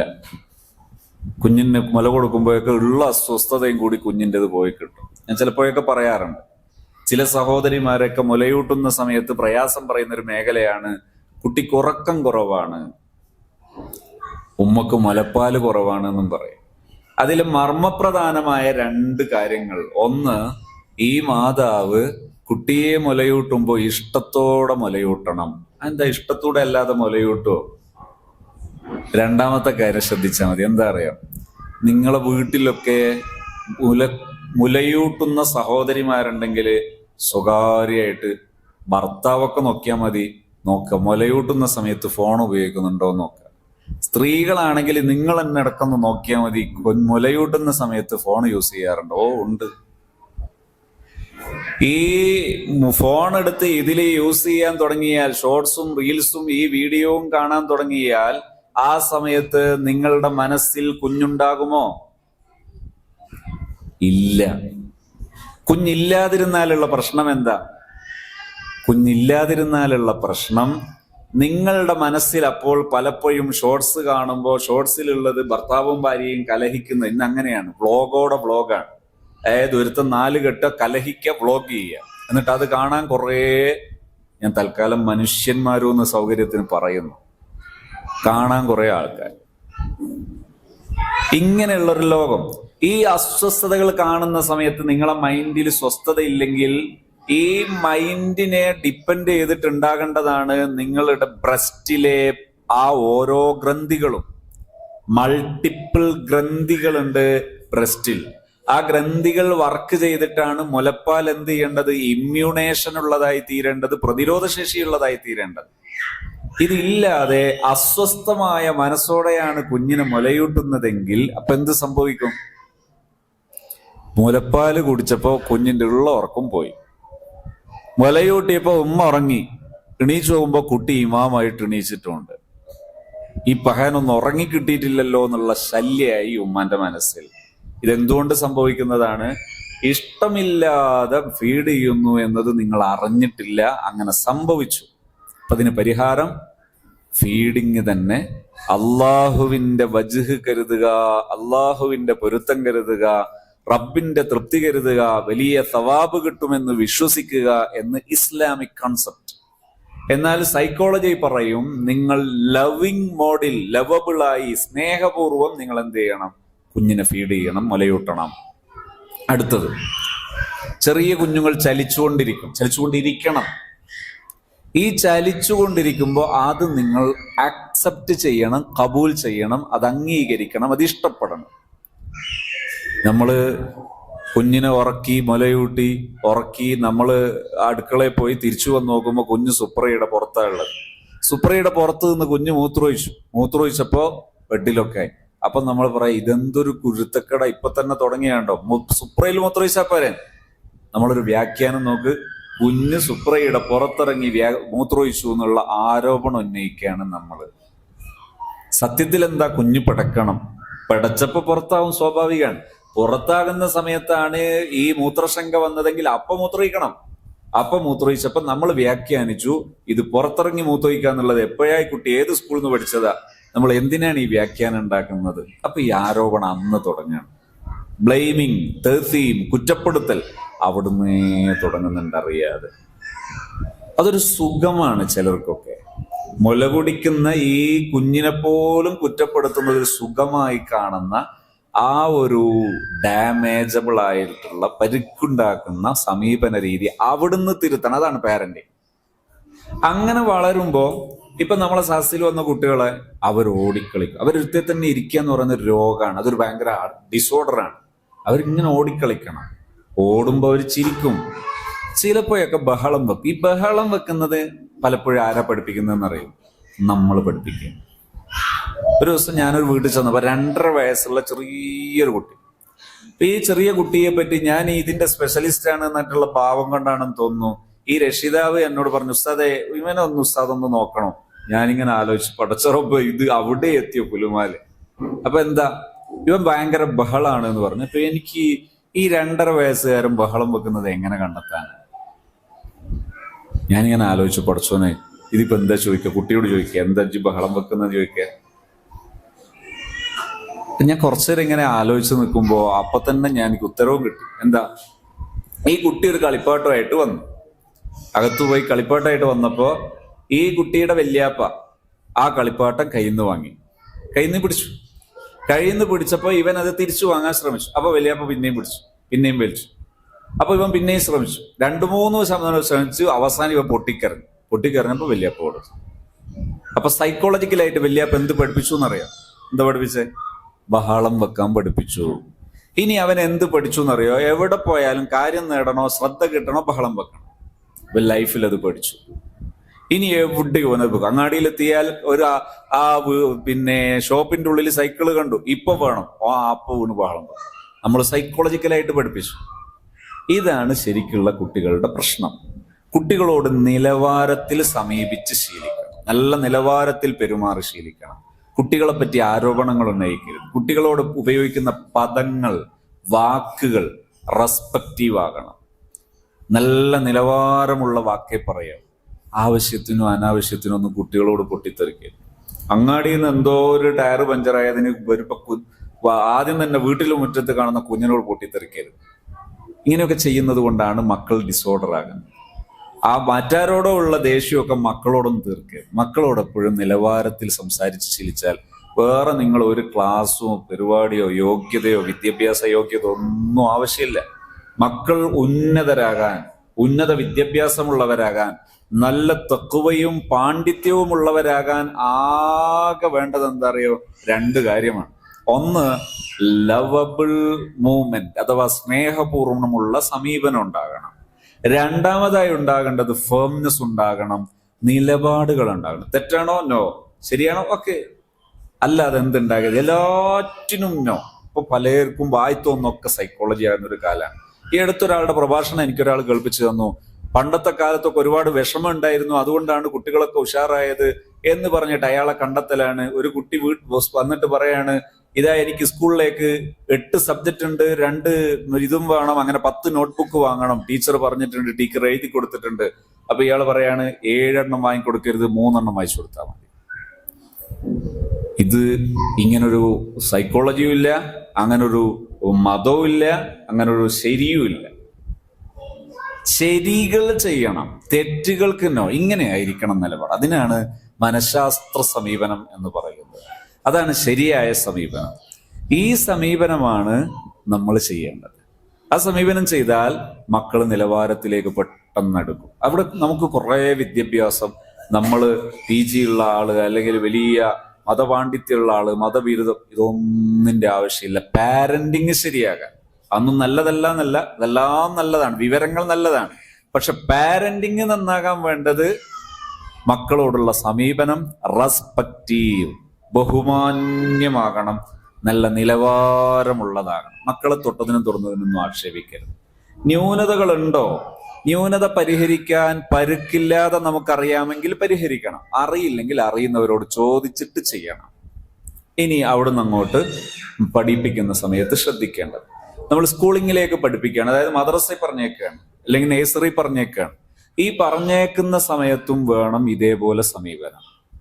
മദ്രസയിൽ പറഞ്ഞേക്കുന്ന സമയത്ത് കുഞ്ഞുനാളിലെ പേടിപ്പിക്കുകയാണ്. 5 വയസ്സായപ്പോ പറയും, 4 വയസ്സായപ്പോ പറയാം, ഇതാ കുരുത്തക്കേട് കളിക്കണ്ട, അടുത്ത വർഷം മദ്രസയിൽ പറഞ്ഞേക്കും. അപ്പൊ ഇതൊരു ജയിലിൽ പറഞ്ഞേക്കാണ്, ഒരു കൊല്ലായിട്ട് പഠിപ്പിക്കുകയാണ്. പിന്നെ എവിടെയോ കുട്ടിക്ക് മദ്രസയിൽ പോകുമ്പോൾ സുഖം കിട്ടുക, എവിടെയോ പിന്നെ സ്കൂളിൽ പോകുമ്പോൾ സുഖം കിട്ടുക. ആ പദം പറയരുത്, ആവശ്യമില്ല. എപ്പോഴും കുട്ടികൾക്ക് പ്രതീക്ഷ കൊടുക്കുക. പറഞ്ഞയക്കുമ്പോഴും പറഞ്ഞയച്ച് തിരിച്ചു വരുമ്പോഴും നിഷ്പക്ഷമായി മക്കളെ കൈകാര്യം ചെയ്യണം. എന്ന് പറഞ്ഞാൽ ഇപ്പൊ മക്കൾക്ക് ഒരു പോരായ്മ ഉണ്ടായാൽ കുട്ടികൾ ഒറ്റപ്പെടുത്തരുത്. കുട്ടികൾക്ക് എന്തെങ്കിലും ഒരു ന്യൂനത ഉണ്ടായാൽ ഒറ്റപ്പെടുത്തരുത്, അതും ശ്രദ്ധിക്കണം. കുട്ടികളെ തൊട്ടതിനും തൊടുന്നതിനൊക്കെ തല്ലാം എന്ന ചിന്താഗതി ശരിയല്ല. അവസരം കിട്ടുമ്പോഴൊക്കെ കുട്ടികളെ നോവിക്കുക, ഇൻസൾട്ട് ചെയ്യുക, മാനക്കേടിലാക്കുക, ഇതൊന്നും ശരിയല്ല. ചെറിയ ചെറിയ വിഷയങ്ങൾക്ക് ഒരു ന്യായവും ഇല്ലാതെ മക്കളെ തല്ലുകയും കൊല്ലുകയും അല്ലെങ്കിൽ വേദനിപ്പിക്കുകയും വിഷമിപ്പിക്കുകയും വഷളാക്കുകയും ചെയ്യുന്നത് ന്യായമല്ല. ന്യായമായും ഇംപൾസീവ് ആകാതെ, അഥവാ ആവേശപ്പുറത്ത് ചെയ്യാതെ ഒരു വിവേകപ്പുറത്ത് ചെയ്യണം. വിവേകപ്പുറത്താണ് മക്കളോട് സംസാരിക്കേണ്ടത്. മക്കളെ മാറ്റം വരുത്തും. ഇതിൽ അനുഭവങ്ങൾ പറഞ്ഞാൽ തീരില്ല. ഞാൻ തുടക്കത്തിൽ പറഞ്ഞു വെച്ചത് നിങ്ങൾ മറന്നിട്ടുണ്ടാകും ചിലപ്പോ. ഞാൻ അതൊന്ന് കംപ്ലീറ്റ് ചെയ്യാം. ഈ രക്ഷിതാവിനെയും കുട്ടിയെയും രണ്ടാളോട് ഞാൻ സംസാരിച്ചു. രക്ഷിതാവിനോട്, കുട്ടിയോട് ഞാൻ ചോദിച്ചു, മോനെ നീ ഇപ്പൊ ഡിഗ്രി അല്ലേ? ആ ഡിഗ്രിയാണ്. നിനക്ക് ലൈഫിൽ ഒരു സന്തോഷത്തോടെ പഠിച്ച് ജീവിച്ച് ഉഷാറാകണോ താല്പര്യം? ഓ ഉണ്ട്. അതിന് നിന്നെ ഞാൻ സഹായിക്കണോ? ഓ സഹായിച്ചാൽ ഞാൻ സ്വീകരിക്കാൻ റെഡിയാണ്. ഓക്കെ, എന്നാൽ ഞാൻ നിന്നെ സഹായിക്കാം. ഞാൻ 1-2 കാര്യങ്ങൾ പറയട്ടെ, നീ കേൾക്കാൻ ഇപ്പൊ റെഡിയാണ്. ഏകദേശം ഒരു 10-15 മിനിറ്റ് സമയം ഇവനിങ്ങനെ കരഞ്ഞ് പൊട്ടിക്കരഞ്ഞിട്ടുണ്ട്. അതിനുശേഷമാണ് ഞാൻ അവനോട് ചോദിക്കുന്നത്, ഇനി ഞാൻ സംസാരിക്കട്ടെ. അപ്പൊ ഞാൻ മോനോട് പറഞ്ഞു, നിനക്ക് നല്ല ഉന്നതനാകാം, നിനക്ക് ആവശ്യമായ സഹായങ്ങളൊക്കെ ഞാൻ ചെയ്തു തരാം. അവൻ ഒരുപാട് വിഷയങ്ങളിൽ കഴിവുണ്ട്. ഒന്നുകൂടി പറയാം, ഇവന് IT ഫീൽഡിൽ നല്ല ടച്ചുള്ള മോൻ. അവൻ പറഞ്ഞു, എനിക്ക് ഈ ഹാക്കിങ്ങുമായി ബന്ധപ്പെട്ട കോഴ്സുകൾ ചെയ്യണം, പഠിക്കണം. ഞാൻ ചോദിച്ചു, എന്താണ് അതുകൊണ്ട് നേട്ടം? അതിലെന്തെങ്കിലും ഗുണമുണ്ടോ? ഞാൻ അതുമായി ബന്ധപ്പെട്ട് അതിൻ്റെ ഒരു കരിയർ ഗൈഡൻസ് എനിക്കറിയാം. പക്ഷെ ഞാൻ ഈ കുട്ടി എന്തുകൊണ്ടാണ് അത് ചിന്തിച്ചതെന്ന് അറിയണമല്ലോ. ഞാൻ ചോദിച്ചു, എന്താണ് അതിലെ ഗുണം? അപ്പൊ അവൻ എന്നോട് ഹാക്കിങ്ങിന്റെ എത്തിക്സും അതിന്റെ ലെവലും ഒക്കെ പറഞ്ഞു, എല്ലാം സംസാരിച്ചതിന് ശേഷം ഞാൻ ചോദിച്ചു, എന്ത് ഗുണമാണ് അതിനുള്ളത്, എന്താണ് അതുകൊണ്ടുള്ള നേട്ടം? എന്നോട് പറഞ്ഞു, വലിയ വലിയ കമ്പനികൾ, ഈ കമ്പനികളുടെ ഡാറ്റ പ്രൊട്ടക്ഷൻ എന്ന് പറയുന്നത് വലിയൊരു റെസ്പോൺസിബിലിറ്റിയാണ്. അത് പറ്റൽ ആർക്കാണ്? ഏറ്റവും നല്ല ഹാക്കർക്കാണ് പ്രൊട്ടക്ഷന് കഴിയുക. അങ്ങനെ പ്രൊട്ടക്ഷന് പറ്റിയാൽ സാമ്പത്തിക നേട്ടം ഉണ്ടാക്കാവുന്നൊരു ജോബാണത്. എന്നെ അതിലേക്കൊക്കെ ആകർഷിപ്പിച്ചത് അവിടെയല്ല. അവൻ പറഞ്ഞു, എനിക്ക് ഏറ്റവും ഇഷ്ടം മതപണ്ഡിതനാകാനാണ്. മതപണ്ഡിതനായതിനു ശേഷം നല്ല ഒരു പറ്റം വിദ്യാർത്ഥികളെ സ്വന്തം ചിലവിൽ അവർക്കാവശ്യമായ എല്ലാ ഫെസിലിറ്റീസും ഒരുക്കി കൊടുത്തിട്ട് സ്വന്തം ചിലവിൽ ഒരു വിഭാഗം വിദ്യാർത്ഥികളെ വളർത്തണം. ഇതാണ് എൻ്റെ ജീവിതത്തിലെ അഭിലാഷം. ഞാനിങ്ങനെ ആലോചിച്ചു പോയി. ഇവിടെ എങ്ങാനും ഒരു രക്ഷിതാവ് പറയാൻ, ആയിക്കോട്ടെ ഞാൻ നിന്നെ സപ്പോർട്ട് ചെയ്യാം, നീ ഈ കാര്യങ്ങൾ ചെയ്യ്, അതിന് ഏത് രീതിയിലാണ് ഞാൻ സപ്പോർട്ട് ചെയ്യേണ്ടത് എന്ന് സന്തോഷത്തോടെ ഈ കുട്ടിയുടെ കൂടെ നിന്ന് പറയുകയാണെങ്കിൽ ആ കുട്ടിയുടെ ന്യൂനതകൾ തിരുത്താൻ എളുപ്പമാണ്. കുട്ടി ന്യൂനത തിരുത്തും. പക്ഷേ അതിൽ നിപുണരായ സ്കിൽഡ് ആയിട്ടുള്ള ട്രെയിനേഴ്സിനെയോ ഗൈഡൻസ് നൽകുന്നവരെയോ എന്ത് ചെയ്യണം? നമ്മൾ അവലംബിക്കണം. എന്നാൽ ആ കുട്ടി സേഫാണ്, രക്ഷിതാവും സേഫാണ്. ഈ രക്ഷിതാവിനെ കൂടി ഈ കുട്ടി എന്ത് ചെയ്തോളും? പരിരക്ഷിച്ചോളും. പക്ഷെ ഈ കുട്ടിക്ക് ഇവരെന്താ ചെയ്തെന്നറിയോ? ഒരു സ്ഥലത്ത് നിന്ന് ഇത് പഠിക്കാനുള്ള സൗകര്യം ഉണ്ടായി, ഡിവൈസുകൾ കിട്ടിയപ്പോൾ അവിടെ നിന്ന് കുട്ടിയെ ഡിസ്കണക്ട് ചെയ്തു, ടി സി വാങ്ങിയിട്ട് ഒരു നിലക്കും പുറത്തിറങ്ങാനോ ഒന്നിനും ഇടമില്ലാത്ത ഒരു സ്ഥാപനത്തിൽ കൊണ്ടുവന്ന് ചേർത്തു. ഇവൻ ചോദിച്ചു, ഞാൻ എങ്ങനെയാണ് എൻ്റെ പാരൻസിനെ വിശ്വസിക്കേണ്ടത്? ഞാൻ എങ്ങനെയാണ് എൻ്റെ പാരൻസിനെ ഉൾക്കൊള്ളേണ്ടത്? കണ്ണടച്ച് വിശ്വസിക്കാന്ന് നിങ്ങൾ കേൾക്കൂല എന്നാണ് എൻ്റെ പ്രതീക്ഷ. ഞാൻ പറഞ്ഞത്, കുട്ടിയെ കേൾക്കണം, എന്നിട്ട് അവൻ പറയുന്ന വിഷയങ്ങളിൽ സാധ്യതയുണ്ടോ എന്ന് അതറിയുന്ന നിപുണരോട് അഭിപ്രായം ചോദിക്കണം, അവരുടെ മെന്ററിങ് എടുക്കണം. എന്നിട്ട് ആ ഗൈഡൻസോടുകൂടെ ഈ കുട്ടിയെ വളർത്തിയാൽ അവൻ ഈ ഫാമിലിയെ, ഈ പാരന്റിനെയും കൂടി അവൻ പരിരക്ഷിക്കും. നാളെ ഖബറിൽ കിടക്കുമ്പോൾ ഇവർക്ക് വരുമാനം വരുന്നവനായി ഈ മകൻ മാറും. ഇപ്പോൾ ആ മകന്റെ സ്ഥിതി എന്താ അറിയോ? ലീവിന് നീ നാട്ടിൽ പോയിക്കോന്ന് പറഞ്ഞപ്പോ ഇവൻ പറയാണ്, ഞാൻ നാട്ടിൽ പോകുന്നില്ല, എനിക്ക് വീഴുന്നു, ലീവിനും നാട്ടിൽ പോകണ്ട, എവിടെ നിന്നോളും, ഞാനിവിടെ ചൊല്ലി പറഞ്ഞൊക്കെ ഇവിടെ നിന്നോളാം. ഇതാണ് കുട്ടിയുടെ ഭക്ഷണങ്ങളൊന്ന് ആലോചിച്ചു. എത്ര നോവുണ്ടാവും ഒരു കുട്ടിയുടെ മനസ്സിൽ. സ്വന്തം വീട്ടിൽ പോകണ്ടെന്ന് ചിന്തിക്കണമെങ്കിൽ എത്ര വേദന ഉണ്ടാകും. ചിലപ്പോൾ പാരന്റ് ചിന്തിക്കുന്നുണ്ടാകും, എന്താ എനിക്കില്ലേ ബേജാറ്. ഇവിടെ ഈ പാരന്റ് അനാവശ്യമായ ഒരു ബേജാറ് വിളിച്ചു വരുത്തേണ്ട ആവശ്യമുണ്ടോ? ഈ പാരന്റ് എന്ത് ചെയ്യണം? പഠിക്കണം, മനസ്സിലാക്കണം, എങ്ങനെ പെരുമാറണം എന്ന് മനസ്സിലാക്കിയാൽ പ്രശ്നം തീരും. മക്കളിൽ, വളർന്നു വരുന്ന മക്കളിൽ, സ്കൂളിങ് തുടങ്ങുന്ന, മദ്രസയിൽ വരുന്ന, ഖുർആൻ പഠിക്കുന്ന ഈ ക്ലാസ്സുകളിലുള്ള മക്കളോട് എങ്ങനെ സമീപിക്കണം എന്നുകൂടി ഞാൻ പറയാം. നല്ലോണം ശ്രദ്ധിച്ചാൽ ഇത് നിങ്ങൾക്ക് വലിയൊരു മുതലായിരിക്കും എന്നാണ് എൻ്റെ പ്രതീക്ഷ. എന്താ? ചെറിയ 1ാം ക്ലാസ് മുതലുള്ള ഈ ക്ലാസ് ലെവലിലേക്ക് വരുന്ന മക്കളോട് നമ്മൾ എങ്ങനെ സമീപിക്കണം? നിങ്ങൾ ദയവായിട്ട് മക്കളെ നേരെ പഠിപ്പിക്കരുത്. രക്ഷിതാക്കൾ പഠിപ്പിക്കരുത്. ഞാൻ പറയുന്നത് നല്ല ശബ്ദമാണ്, സംശയം ഉണ്ട് എന്നോട് തന്നെ ചോദിക്കണേ. രക്ഷിതാക്കൾ നേരെ മക്കളെ പഠിപ്പിക്കരുത്. എന്തുകൊണ്ടാ? നിങ്ങൾ അറിയോ? സ്കൂളിലെ അധ്യാപകന്മാർക്ക് ഇവർ ഈ BEd കഴിഞ്ഞതാണ്, TTC കഴിഞ്ഞതാണ്, NTTCയോ PPTCയോ ഈ ട്രെയിനിങ് തീർത്തും കഴിഞ്ഞത്, ഡിഗ്രിയും ഇതൊക്കെ കഴിഞ്ഞവരാ. ഇവർക്ക് ഓരോ പാഠപുസ്തകവും പഠിപ്പിക്കാൻ ക്ലസ്റ്റർ മീറ്റിങ്ങുകൾ ട്രെയിനിങ് ആയിട്ടുണ്ട്. ഉസ്താദുമാർക്ക് ട്രെയിനിങ് ഉണ്ട്. ഇതെല്ലാം ഉള്ള ഇവര് പഠിപ്പിക്കുന്ന ഒരു സാധനം നമ്മൾ പഠിപ്പിച്ച എങ്ങനെ ഉണ്ടാവും നിങ്ങളൊന്ന് ആലോചിച്ച് നോക്ക്. അതുകൊണ്ട് ദയവായിട്ട് പഠിപ്പിക്കരുത്. നിങ്ങൾ എന്തേ ചെയ്യണ്ടു? ഒന്ന് സമ്മതിച്ചാൽ മതി. എനിക്ക് പറയുമ്പോൾ ഒരു തമാശ ഓർമ്മ. ഒരു ദിവസം ഞാനും എൻ്റെ ഒരു സുഹൃത്ത് സഖാഫിയും കൂടെ ഇങ്ങനെ യാത്ര ചെയ്യുമ്പോൾ ഞങ്ങൾ യൂണിവേഴ്സിറ്റിയിൽ ഒരു പ്രോഗ്രാമിന് പോയിട്ട് വരുമ്പോൾ ഒരു രക്ഷിതാവ് വിളിക്കുന്ന ഇയാള്, 1ാം ക്ലാസ്സിലെ കുട്ടിയുടെ രക്ഷിതാവാ വിളിക്കുന്നത്. ഈ രക്ഷിതാവ് പറയാണ്, ഉസ്താദെ ഇവൻ തീരെ പഠിക്കുന്നില്ല വീട്ടിൽ നിന്ന്. അപ്പൊ ഞാൻ ചോദിച്ചു, ഏത കുട്ടിയാ? ഇന്നാലെന്ന കുട്ടിയാണ്. ആ കുട്ടി പഠിക്കുന്നുണ്ടോ? ഓ ഉഷാറാണ്, ക്ലാസ്സിലൊക്കെ ഉഷാറാണ്, ക്ലാസ്സിൽ ഉഷാറാണ്. അപ്പോ ഈ ഇന്നലത്തെയും കഴിഞ്ഞ ദിവസ പാടോ അതും ഉഷാറാണ്. അപ്പൊ ഞാൻ ഇയാളോട് ചോദിച്ചു, എന്താ ചെയ്യുക? ഇയാളോട് ചോദിച്ചു, എന്താ ചെയ്യേണ്ടത്? ഞാൻ പറഞ്ഞൊരു കാര്യം ചെയ്യും, ക്ലാസ്സിൽ വന്നാൽ കുട്ടിയോട് പാഠം വായിക്കാൻ പറയണം. ഓ വായിച്ചു. എഴുതാൻ പറയണം, എഴുതുകയും ചെയ്യും. ഇത് വീഡിയോ കൊടുക്കണം. വീഡിയോ എടുത്തിട്ട് ഉമ്മാക്ക് വാട്സപ്പിൽ അയച്ചു കൊടുക്കണം, അല്ലെങ്കിൽ ഈ പറഞ്ഞ രക്ഷിതാവിന് വാട്സപ്പിൽ അയച്ചു കൊടുക്കണം. വാട്സപ്പിൽ അയച്ചിട്ട് ചോദിക്കണം, ഇവൻ പഠിച്ചിട്ടുണ്ടല്ലോ, പിന്നെ നിങ്ങൾ എന്താ പറഞ്ഞത് പഠിക്കുന്നില്ല? അപ്പോ അയാൾ അതുപോലെ ചെയ്തു. അതുപോലെ ചെയ്തപ്പോ ഈ രക്ഷിതാവ് പറഞ്ഞു, അവൻ വീട്ടിൽ നിന്ന് തീരെ പഠിക്കുന്നില്ല. അപ്പൊ ഈ ഞാൻ പറഞ്ഞ കുട്ടിയോട് ചോദിക്ക്, എന്ത് ഉമ്മ ഇങ്ങനെ പറയുന്നുണ്ടല്ലോ, എന്താ വിഷയം? ഉമ്മ ഇങ്ങനെ പറയുന്നുണ്ടല്ലോ, എന്താ വിഷയം എന്ന് ചോദിച്ചപ്പോ ഈ കുട്ടി പറഞ്ഞു, എടുത്ത പഠിക്ക് ഉത്തരം പറഞ്ഞു. അതിനെ തള്ളൊന്ന് സമ്മതിക്കണ്ട പഠിക്കാന്. എന്തേന്ന് ചോദിച്ചപ്പോ പറഞ്ഞു, ഇതിങ്ങനെ ബെൽറ്റും പിടിച്ചിങ്ങനെ നിന്ന് തല്ലല്ലേ, പിന്നെ എവിടെ പഠിക്കാൻ തോന്നല്? ഞാൻ പഠിക്കാൻ നോക്കുമ്പോഴാണ് ഇതിങ്ങനെ ബെൽറ്റും പിടിച്ച് തല്ലുന്നത്, പിന്നെ എങ്ങനെ പഠിക്കാൻ തോന്നല്? അപ്പൊ ഇയാൾ ചോദിച്ചു, അല്ല നിങ്ങൾ എന്റെ കുട്ടിയെ തല്ലിയിരുന്നോ? ഉസ്താദ് രക്ഷിതാവിനോട് ചോദിച്ചു.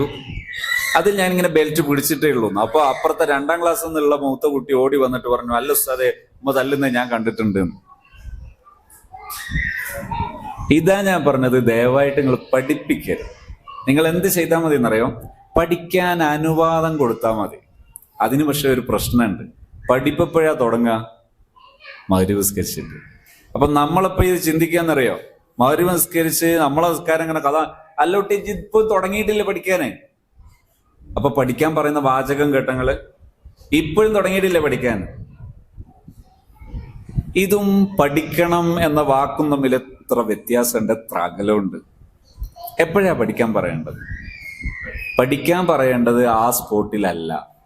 പഠിക്കാൻ പറയേണ്ടത് നിങ്ങളും ആ കുട്ടിയും തമ്മിൽ ഒരു നല്ല ബന്ധം രൂപപ്പെടുന്ന നല്ലൊരു സമയത്ത് ചോദിക്കണം. കുട്ടി, മോനെ, മോളെ, നീ എപ്പോഴാ പഠിക്കുന്നത്?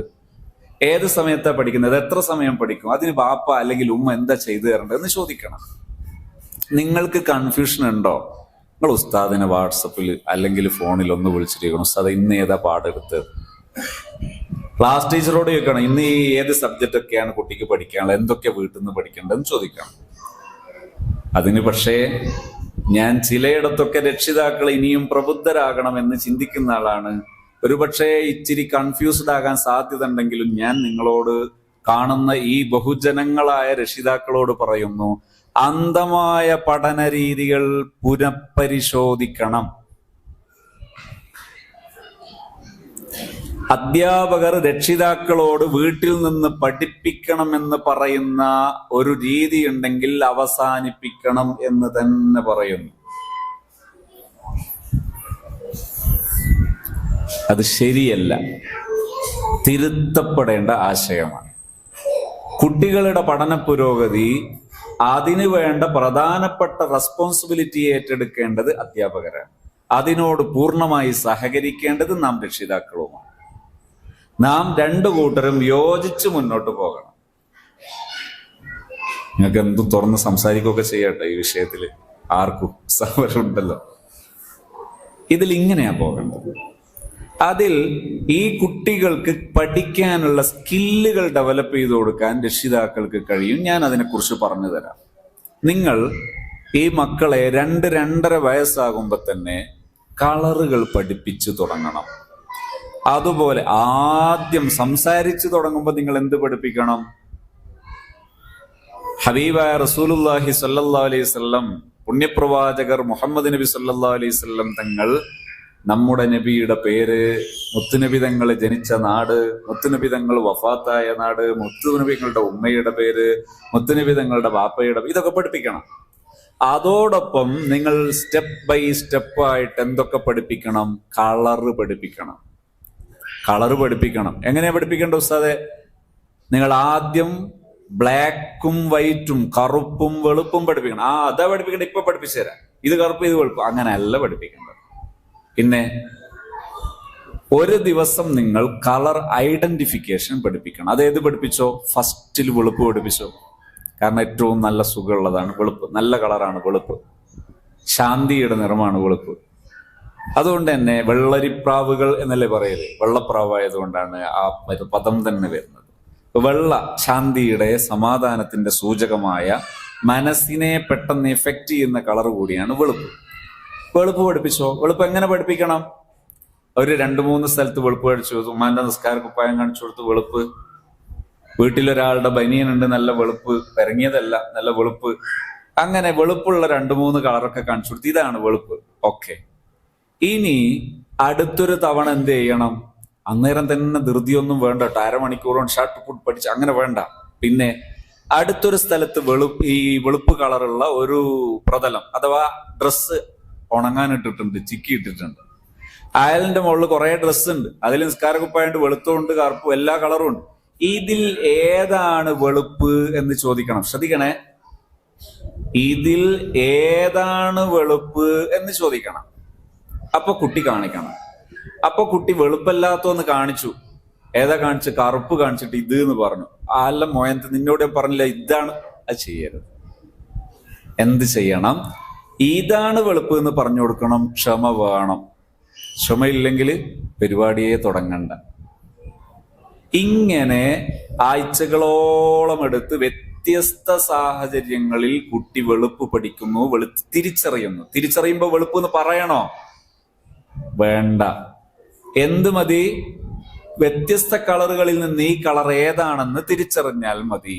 ഇങ്ങനെ കറുപ്പ്, ഇത് രണ്ടും പൂർണ്ണമായി എവിടെ കണ്ടാലും കറുപ്പും വെളുപ്പും തിരിച്ചറിയും. അങ്ങനെ ആയാൽ പിന്നെ 4 എക്സ്ട്രാ കളറുകൾ അഥവാ ബേസിക് കളേഴ്സ്, പ്രൈമറി കളേഴ്സ്, പച്ച, ചുവപ്പ്, നീല, മഞ്ഞ. അതും മാസങ്ങൾ എടുത്തിട്ടേ പഠിപ്പിക്കേണ്ടതുള്ളൂ. അത് പൂർണ്ണമായി എവിടെ കണ്ടാലും കളർ സെറ്റായതിനു ശേഷം നിങ്ങൾ അടുത്തൊരു 3 കളർ പഠിപ്പിക്കണം. ഗ്രേ കളർ പഠിപ്പിച്ചോ, വയലറ്റ് കളർ പഠിപ്പിച്ചോ, പർപ്പിൾ കളർ പഠിപ്പിച്ചോ, അങ്ങനെ ഒരു 3 കളർ എക്സ്ട്രാ പഠിപ്പിക്കുക. ഇങ്ങനെ 9 കളറ് 3-4 വയസ്സിനിടയിൽ പഠിപ്പിക്കുക. എന്നാൽ കുട്ടികൾക്ക് അക്ഷരം പഠിക്കാനുള്ള സ്കില്ലുണ്ടാവും. കുട്ടികൾക്ക് ഷേപ്പുകൾ പഠിപ്പിക്കണം. എങ്ങനെ ഷേപ്പ്? ചായ കുടിക്കുന്ന ഒരു ഗ്ലാസ്സും ഉണ്ട്, ജ്യൂസ് കുടിക്കുന്ന ഒരു ഗ്ലാസ്സും ഉണ്ട്. ഇതിൽ ഏതാണ് ചെറുത്, ഏതാണ് വലുത്, അങ്ങനെ പഠിപ്പിക്കാം. കുട്ടിയുടെ മേജർ ഓർഗനുകൾ, വലിയ അവയവങ്ങൾ, കൈ, തല, വയറ്, കാല്, വലിയ അവയവങ്ങളാണ്. ഈ വലിയ അവയവങ്ങൾ ആദ്യം പഠിപ്പിക്കുക.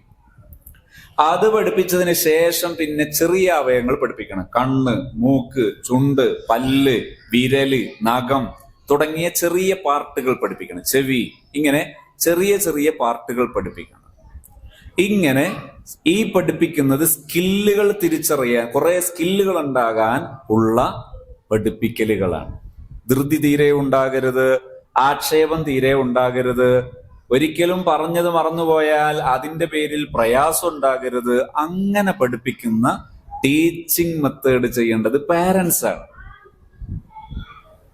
ഇത് നമ്മൾ നടപ്പിലാക്കി വരണം.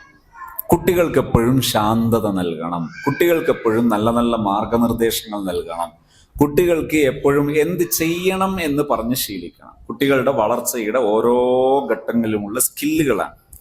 പ്രസവിച്ചതിന് ശേഷത്തെ ആദ്യത്തെ ഒരു സ്കില്ലാണ്, ആദ്യത്തെ ഒരു മൈൽ സ്റ്റോൺ ആണ്, വളർച്ചാഘട്ടമാണ് കൈ നിവർത്തുക എന്ന് പറയുന്നത്. ഇപ്പൊ ചിലരെല്ലാം പറയും, കണ്ടോ അവന്റെ പിടുത്തം കണ്ട, ഇപ്പം തന്നെ ദുനിയാവ് തീർത്തെടുക്കാനുള്ള പിടുത്താണ്. വെറുതെ ആരോപണങ്ങൾ പറയും. അങ്ങനെ ഒരു സംഭവമേ ഇല്ല. ഇത് ചുരുട്ടിപ്പിടിച്ച എന്താ അറിയോ? ചുരുട്ടിപ്പിടിച്ചതല്ല, കൈന്റെ മസിൽ ശരിയാകാത്തോണ്ട് ചുരുണ്ടതാണ്. അതിനെന്ത് ചെയ്യരുത്, എന്ത് കുറ്റം പറയാൻ ചാൻസ് ഉണ്ട് എന്ന് നോക്കുന്ന കുറ്റം പറയണത്തിൽ അതിൽ PhD എടുത്തവരാകരുത്. അങ്ങനെ ചില ആൾക്കാരുണ്ട്. ഒരു ദിവസം ഇനി തൃശ്ശൂർ ഭാഗത്ത് ഇങ്ങനെ ഒരു പരിപാടിയിൽ പങ്കെടുക്കുമ്പോൾ ഒരാൾ എൻ്റെ അനുഭവം പറഞ്ഞു. അവിടെ ഒരാളുണ്ടായിരുന്നു, ഭയങ്കര കുറ്റം പറച്ചിലിനായി എന്ത് സാധനം കണ്ടായാലും അയാളെ കുറ്റം പറയും. അപ്പൊ അവിടെ ഒരു വീട് ഉണ്ടാക്കി ഒരാൾ, അടിപൊളി വീട്, എല്ലാ പണിയും കഴിഞ്ഞു, പെയിന്റിങ് ഉഷാറ്, ഡെക്കറേഷൻ ഉഷാറ്, മുറ്റം ഉഷാറ്, എല്ലാം അടിപൊളി. ആര് നോക്കിയിട്ട് ഒന്നിനും കുറ്റം പറയാനില്ല. അപ്പൊ ഇയാളെ കൊണ്ടുവന്ന് കാണിച്ചു. ഇയാൾ ഇങ്ങനെ ഇത് തീർത്ത് നോക്കിയിട്ട് ഒരു കുറ്റവും പറയാനില്ല. അവസാനം ഇയാൾ പറഞ്ഞു, ഇതെങ്ങാനും പൊളിക്കണമെങ്കിൽ എന്തുമാത്രം മെനക്കേട് ഉണ്ടാവൂലേ. അങ്ങനെ ചിലരുണ്ട്. അതുപോലെ കുട്ടികളോട് എന്ത് ചെയ്യരുത്, പെരുമാറരുത്. ഇങ്ങനെ ചാൻസ് കിട്ടിയ കുറ്റം പറയാം. അതിൽ ഞാൻ പറഞ്ഞത്, ഈ കൈ ചുരുണ്ടത് എന്താണ്, അത് മസിൽ ഡെവലപ്പ് ആകാത്തത് കൊണ്ടാണ്. ഈ കുട്ടിയുടെ കൈ വിടർത്തുക എന്നത് ഒരു മൈൽ സ്റ്റോൺ ആണ്. കുട്ടി കണ്ണ് ചലിപ്പിക്കുന്നത് ഒരു മൈൽ സ്റ്റോൺ ആണ്.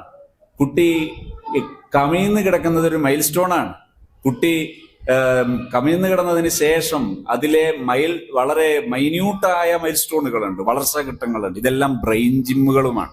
എഴുന്നേറ്റിരിക്കുന്നത്, മുട്ടിട്ടെഴുന്നത്, ചന്തിയിട്ടെഴുന്നത്, പിടിച്ചു നിൽക്കുന്നത്, പിടിച്ചു നടക്കുന്നത്, കൈ വിട്ട് പിച്ച വെക്കുന്നത്, സ്റ്റെപ്പ് കയറുന്നത്, സ്റ്റെപ്പ് ഇറങ്ങുന്നത്, ഇതെല്ലാം വേറെ വേറെ മൈൽ സ്റ്റോണുകളാണ്. ഓരോന്നും പഠനത്തിനെ സ്വാധീനിക്കാൻ സാധ്യതയുള്ളതാണ്, കാഴ്ചയെ സ്വാധീനിക്കാൻ സാധ്യതയുള്ളതാണ്, ഗ്രാഹ്യവായനയെ സ്വാധീനിക്കാൻ സാധ്യതയുള്ളതാണ്. ഇങ്ങനെ വ്യത്യസ്ത കഴിവുകളെ സാധ്യതയുള്ള, അതിന് കാരണമാകുന്ന ബ്രെയിൻ ജിമ്മുകളാണ് ഇതോരോന്നും. അപ്പോ ഇതൊക്കെ പാരന്റ്സ് മനസ്സിലാക്കി ഫോളോ ചെയ്യണം. അതിനെങ്ങനെ ചെയ്യണം? ഓരോ ഘട്ടങ്ങളിലും ആവശ്യമായ മൈൽ സ്റ്റോണുകളും പരിഹാരങ്ങളും ഉണ്ട്. അത് നഷ്ടപ്പെട്ടാൽ അതിന്റെ പരിഹാരങ്ങളും ഉണ്ട്. ഇത് ഈ കുറഞ്ഞ സമയത്തിനിടയിൽ 5, 6, 8 മണിക്കൂർ നടത്തി സംസാരിക്കുന്നത് ഒറ്റയടിക്ക് പറഞ്ഞു തീർത്താൽ ചിലപ്പോൾ നിങ്ങൾക്ക് തന്നെ അവസാനം തോന്നും ഇതൊന്നും വേണ്ടായിരുന്നു. അതുകൊണ്ട് തീർത്ത് ഇപ്പൊ പറഞ്ഞാൽ അത്ര ശരിയാകുകയില്ല, പറയേണ്ട പറ്റേയില്ല സമയം കൊണ്ടും. അപ്പോ ഈ ഘട്ടങ്ങൾ മനസ്സിലാക്കിയിട്ടാണ് നമ്മൾ എന്ത് ചെയ്യുന്നത്, ശരിക്കും കുട്ടികളെ സപ്പോർട്ട് ചെയ്യും. ഇങ്ങനെയൊക്കെ ഉണ്ട് ഇവിടെ. ഇതൊക്കെ ഇതിൻ്റെ ഉള്ളിൽ നടക്കുന്ന കാര്യങ്ങളാണ്. കുട്ടികൾക്ക് സ്കൂളിലേക്ക് പറഞ്ഞ് തുടങ്ങിയാൽ അപ്പൊ നമ്മൾ ചെയ്യേണ്ട കാര്യങ്ങളാണ്, എപ്പോഴും കുട്ടികൾക്ക് നല്ല സപ്പോർട്ട് കൊടുക്കുക. കുട്ടികൾക്ക് നല്ല സപ്പോർട്ട് കൊടുക്കണം. ആ സപ്പോർട്ട് കൊടുക്കുന്ന സമയത്ത് നമ്മൾ എന്ത് ചെയ്യണം, കുട്ടി ഓരോ ദിവസവും സ്കൂളിലെ അനുഭവം എന്ത്, മദ്രസയിലെ അനുഭവം എന്ത്, റാഹത്താണോ, ഹാപ്പിയാണോ, ഇന്നെന്തെങ്കിലും പഠിക്കാൻ പറ്റിയോ, ഏതെങ്കിലും തരത്തിൽ പ്രശ്നങ്ങളോ സന്തോഷങ്ങളോ എന്തൊക്കെയായിരുന്നു ഉണ്ടായിരുന്നത്, ഇങ്ങനെ ചോദിക്കണം. അതും എന്താകരുതെന്നറിയാം, അതും കൂടി ഇൻവെസ്റ്റിഗേഷൻ ആയിപ്പോയി. സ്കൂളും വിട്ട് വരുമ്പോ തന്നെ കുഞ്ഞിനെ വിളിച്ചിട്ട് കൊണ്ടുപോയ പാത്രം കഴുകിയിട്ടുണ്ടോ, ഭക്ഷണം തീർത്ത് കഴിച്ചിട്ടുണ്ടോ, ഇതെല്ലാം കൂടി ചോദിച്ചാൽ വിചാരിക്കും, കുട്ടി വിചാരിക്കും സ്കൂൾ തന്നെ പിന്നെയും നല്ലത്, മദ്രസയിൽ തിരിച്ചും വരണ്ടേന്നു എന്ന് കരുതും. അമ്മാതിരി ഇൻവെസ്റ്റിഗേഷൻ ചോദ്യം ചോദിക്കരുത്. എന്ത് വേണം, കുട്ടിയെ സപ്പോർട്ട് ചെയ്ത് ചോദിക്കണം. പിന്നെ ശ്രദ്ധിക്കേണ്ടത്, കുട്ടികൾ വളരുന്ന സമയത്ത്, ഒരു LP UP എത്തുന്ന സമയത്ത് ആവശ്യമായ ഉത്തരവാദിത്തങ്ങൾ കുട്ടി ശീലിക്കണം. കുട്ടിയുടെ കഴിവിനനുസരിച്ച് വീട്ടുജോലികളിൽ ഇടപെടിക്കണം. ഇപ്പൊ എന്താണെന്നറിയോ, ഡിഗ്രിയാ പഠിക്കുന്നത്, PG പഠിക്കുന്നത്, പാചകം ചെയ്യാൻ അറിയില്ല, ഇതുവരെ വീടൊന്നും അടിച്ചു വാരിയിട്ടില്ല. ആദ്യം തല്ലേണ്ടത് ആ രക്ഷിതാവിനെ. ഒരു ജോലിയും ചെയ്യിപ്പിക്കാതെ വളർത്തുന്നവർ, അവർക്ക് ടെൻഷൻ കൂടും, സ്ട്രെസ് കൂടും, മാനസിക പിരിമുറുക്കം കൂടും. ഈ മക്കളോട് നിഷ്കരുണം പെരുമാറുന്ന വിവരമില്ലാത്ത, ഇവിടെ ഒന്നും ഇല്ലാത്തോണ്ടാട്ടെ ഇത്ര ധൈര്യമായിട്ട് പറയുന്നത്, ഇത്തരം രക്ഷിതാക്കളുണ്ടെങ്കിൽ അവർ തിരുത്തേണ്ടതാണ്. മഹാക്രൂരതയാണ്, മാരകമായ ക്രൂരതയാണ് മക്കളോട് കാണിക്കുന്നത്. വീട്ടുജോലി ചെയ്യിപ്പിക്കാതെ മക്കളെ വളർത്തരുത്. വീട്ടുജോലികൾക്ക് അവസരം കൊടുക്കണം, പ്രോത്സാഹനം കൊടുക്കണം, അതിൽ സ്കില്ല് വർദ്ധിപ്പിക്കണം. ഇത് മൾട്ടിപ്പിൾ ഇന്റലിജൻസ് സ്കില്ലുകളാണത്. ഒരുപാട് ബുദ്ധി വൈവിധ്യങ്ങളിലെ സ്കില്ലുകളാണ്. ഈ സ്കില്ലുകളൊക്കെ ചെയ്തിട്ടാണ് വളരേണ്ടത്. ഇതൊന്നും ഞാൻ ഇതുവരെ ചെയ്തിട്ടില്ല എന്ന് പറയുന്നത് അന്തസ്സല്ല, അന്തസ് കേടാണ്. ഞാൻ ഇതുവരെ വീട്ടുജോലിയും ചെയ്തിട്ടില്ല, എനിക്ക് വീട്ടുജോലിയൊന്നും അറിയില്ല എന്ന് പറയുന്നത്, എനിക്ക് പാചകമൊന്നും അറിയില്ല എന്ന് പറയുന്നത് ചില ഡേഷൊക്കെ കരുതുന്നത് അതാണ് അന്തസ് എന്നാണ്. അല്ല, അത് അന്തസ് കേടാണ്, അത് അന്തസ്സല്ല. അവനവന് ആവശ്യമായ വീട്ടുജോലികൾ അറിയില്ല എന്ന് പറയുന്നത് അന്തസ്സല്ല, അന്തസ് കേടാണത്. സ്റ്റാൻഡേർഡ് ഒന്നുമല്ലത്, സ്റ്റാൻഡേർഡ് അല്ലാതെ സ്റ്റാൻഡേർഡ് കേടാണ്. ഇത് പറയുമ്പോൾ കുറച്ച് വിശാലമായി ചർച്ച ചെയ്യേണ്ട ഒരു വിഷയമാണത്. അഥവാ ഇത്തരം വിഷയങ്ങൾ പ്രാക്ടീസ് ചെയ്യുമ്പോൾ ഒരുപാട് കൺഫ്യൂഷൻ ഉണ്ട്. അല്ല ഉസ്താദ്, ചെയ്യാൻ പറഞ്ഞൊന്ന് ചെയ്യണ്ടേന്ന്, ചെയ്യാൻ പറഞ്ഞാലൊന്ന് ചെയ്യണ്ടേ. ഇതിനൊക്കെ പരിശീലനങ്ങൾ ആവശ്യമാകും, അഥവാ നിരന്തരം പരിശീലനങ്ങൾ ആവശ്യമാകും. ഈ അടുത്ത് ഇതിനൊരു 10 കിലോമീറ്റർ ചുറ്റളവിൽ നിന്ന് ഒരു രക്ഷിതാവ്, സാധേ എൻ്റെ മൂത്ത 2 മോളും നന്നായിട്ട് നല്ല ഹിജാബും നിഖാബും ഒക്കെ ഇട്ട് പഠിച്ച് നല്ല ഉഷാറിൽ പഠിച്ച കുട്ടികളാണ്. പക്ഷെ ഇപ്പൊ എൻ്റെ 7ാം ക്ലാസ്സിലെ മോള്, അവള് എല്ലാറ്റിനും പൊട്ടിത്തെറിക്കുക. ഈ ജീൻസും മറ്റേ സാധനം ഉണ്ടല്ലോ, തീരെ കണ്ടാൽ തന്നെ ഒരു അന്തം കെട്ട ഒരു വല്ലാത്തൊരു വേഷമാണ് ഈ പുതിയ കാലത്തെ വേഷങ്ങൾ. അന്തം എന്ന് പറയുന്നതും ഇവരും തമ്മിൽ ഒരു പുലബന്ധമില്ലാത്തൊരു വല്ലാത്തൊരു വേഷവിധാണ്. ഈ വേഷം ധരിക്കുമ്പോൾ ഈ കുട്ടിയുടെ പ്രതികരണം എന്താ അറിയോ, മൂത്ത 2 ആളെ അങ്ങനെ കിട്ടിയിട്ടുണ്ടെങ്കിൽ എന്നെ അതിനൊന്നും കിട്ടൂല, ഞാൻ ഇങ്ങനെയൊക്കെ നടക്കുള്ളൂ, എന്നെ അങ്ങനെയൊന്നും പ്രതീക്ഷിക്കണ്ട. അങ്ങനെ ഈ കുട്ടിയുടെ മൂത്ത കുട്ടി ഒരു ദിവസം, കല്യാണമൊക്കെ കഴിഞ്ഞ കുട്ടിയെ വീട്ടിലേക്ക് വന്നു. ഉമ്മാന്റെ ഫോണ് ചെക്ക് ചെയ്തപ്പോൾ ഫോണിൽ ഇൻസ്റ്റഗ്രാമിന്റെ നോട്ടിഫിക്കേഷൻ വരുന്നുണ്ട്, പക്ഷെ ഇൻസ്റ്റഗ്രാം കാണുന്നില്ല. നോക്കുമ്പോൾ ഇൻസ്റ്റഗ്രാം ID ഓപ്പൺ ആണ്, പക്ഷെ ഫോണിൽ എവിടെ നോക്കിയിട്ടും കാണുന്നില്ല. അപ്പൊ ഇവള് യൂട്യൂബൊക്കെ നോക്കി പഠിച്ചു, എവിടെയാണ് ഹൈഡ് ചെയ്താൽ എങ്ങനെ അങ്ങനെ കണ്ടെത്തി നോക്കുമ്പോ 7ാം ക്ലാസ്സുകാരനായ മറ്റൊരുത്തനോട് സ്ഥിരമായി ചാറ്റ് ചെയ്ത ഒരു ഇത് കണ്ടെത്തി. അങ്ങനെ ഇത് കണ്ടെത്തിയപ്പോ ഇവളിങ്ങനെ ചോദിച്ചു, ഇവൻ ആരാന്ന് ചോദിച്ചപ്പോ കുട്ടി ആകെ വയലന്റായി. അങ്ങനെ 2-3 ഘട്ടങ്ങൾ എന്നോട് ചോദിച്ചു, ഞാൻ ആ ഘട്ടങ്ങളൊക്കെ പറഞ്ഞു കൊടുത്തു. അത് കഴിഞ്ഞപ്പോ ഇവള് പറഞ്ഞു, അത് എന്നെ അവൻ എന്ത് ചെയ്തതാണ്, എന്താ പറയാ, എന്നെ വിവാഹാന്വേഷണം നടത്തിയതാണ് എന്ന് ചുരുക്കം നമ്മളെ ഭാഷയെ പറഞ്ഞു. വയസ്സെത്രയാ? 7ാം ക്ലാസ്സിലെ കുട്ടിക്ക് എത്ര വയസ്സുണ്ടാവും?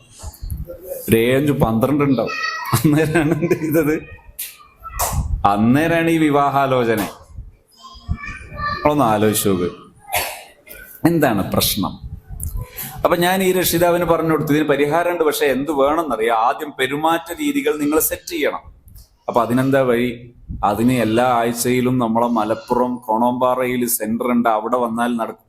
പടച്ചോനെ, അവിടെ വരണോ, ഇതെത്ര യാത്ര ചെയ്യണം, ശരിയാ, കുറച്ച് റിസ്ക് ഉണ്ടാവും. പക്ഷെ നിങ്ങൾക്ക് ഈ റിസ്ക് ഒന്നും ഉണ്ടാവില്ല. എപ്പോന്നറിയാം, കുറച്ചും കൂടി കഴിഞ്ഞു നോക്കുമ്പോൾ ഇവളെ തീരെ പിടിച്ചെടുത്ത് കിട്ടുന്നില്ല എന്ന് മാത്രമല്ല, പലരും പറഞ്ഞു. കഴിഞ്ഞ ദിവസം ഒരു ടീച്ചർ പറഞ്ഞു, ഓളെ സ്കൂളിൽ 2 ദിവസമായാലും സ്കൂൾ വരാത്തതോ, ഇവിടുന്ന് 2 ദിവസം പോയിട്ടുണ്ടല്ലോ. അപ്പോ ഒരാൾ പറയുന്നത്, ഞാൻ കോഴിക്കോട് ബീച്ച് കണ്ടിരുന്ന ഒരു ദിവസം. അപ്പൊ സമയമുണ്ട്. അപ്പൊ പിന്നെ എവിടെ പോകാനും സമയമുണ്ട്. അള്ളാഹു കാക്കട്ടെ. ഇവിടെ ഇത്തരം രംഗങ്ങളിൽ ഒരു പാരന്റ് പരിശീലിക്കേണ്ട ഒരു പരിശീലനമാണ് ട്രെയിനിങ്.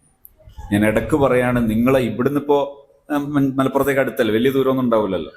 മലപ്പുറത്തേക്ക് വരാൻ മലപ്പുറം ടൗണ് കേന്ദ്രമായിട്ട് തന്നെ ലേഡീസിനും കൂടി, പുരുഷന്മാരുടേതാണ് മെയിന്, പക്ഷെ ലേഡീസിന് ഈ ട്രെയിനിങ് 10 പുരുഷന്മാർ ഈ വിഷയം പരിശീലിക്കുന്നതിനേക്കാൾ പ്രധാനമാണ് ഒരു വീട്ടമ്മ ഇത് പരിശീലിക്കുന്നത്. ഒരു ഗൃഹനാഥ ഇത് പരിശീലിക്കുന്നത് 10 പുരുഷന്മാർ പരിശീലിക്കുന്നതിനേക്കാൾ ഗൗരവമുള്ളതാണ്. അതുകൊണ്ട് തന്നെ മലപ്പുറം കേന്ദ്രമായി സ്ത്രീകൾക്കും കൂടി ഒരു ബാച്ച് നേരത്തെ നടക്കുന്നതാണ്.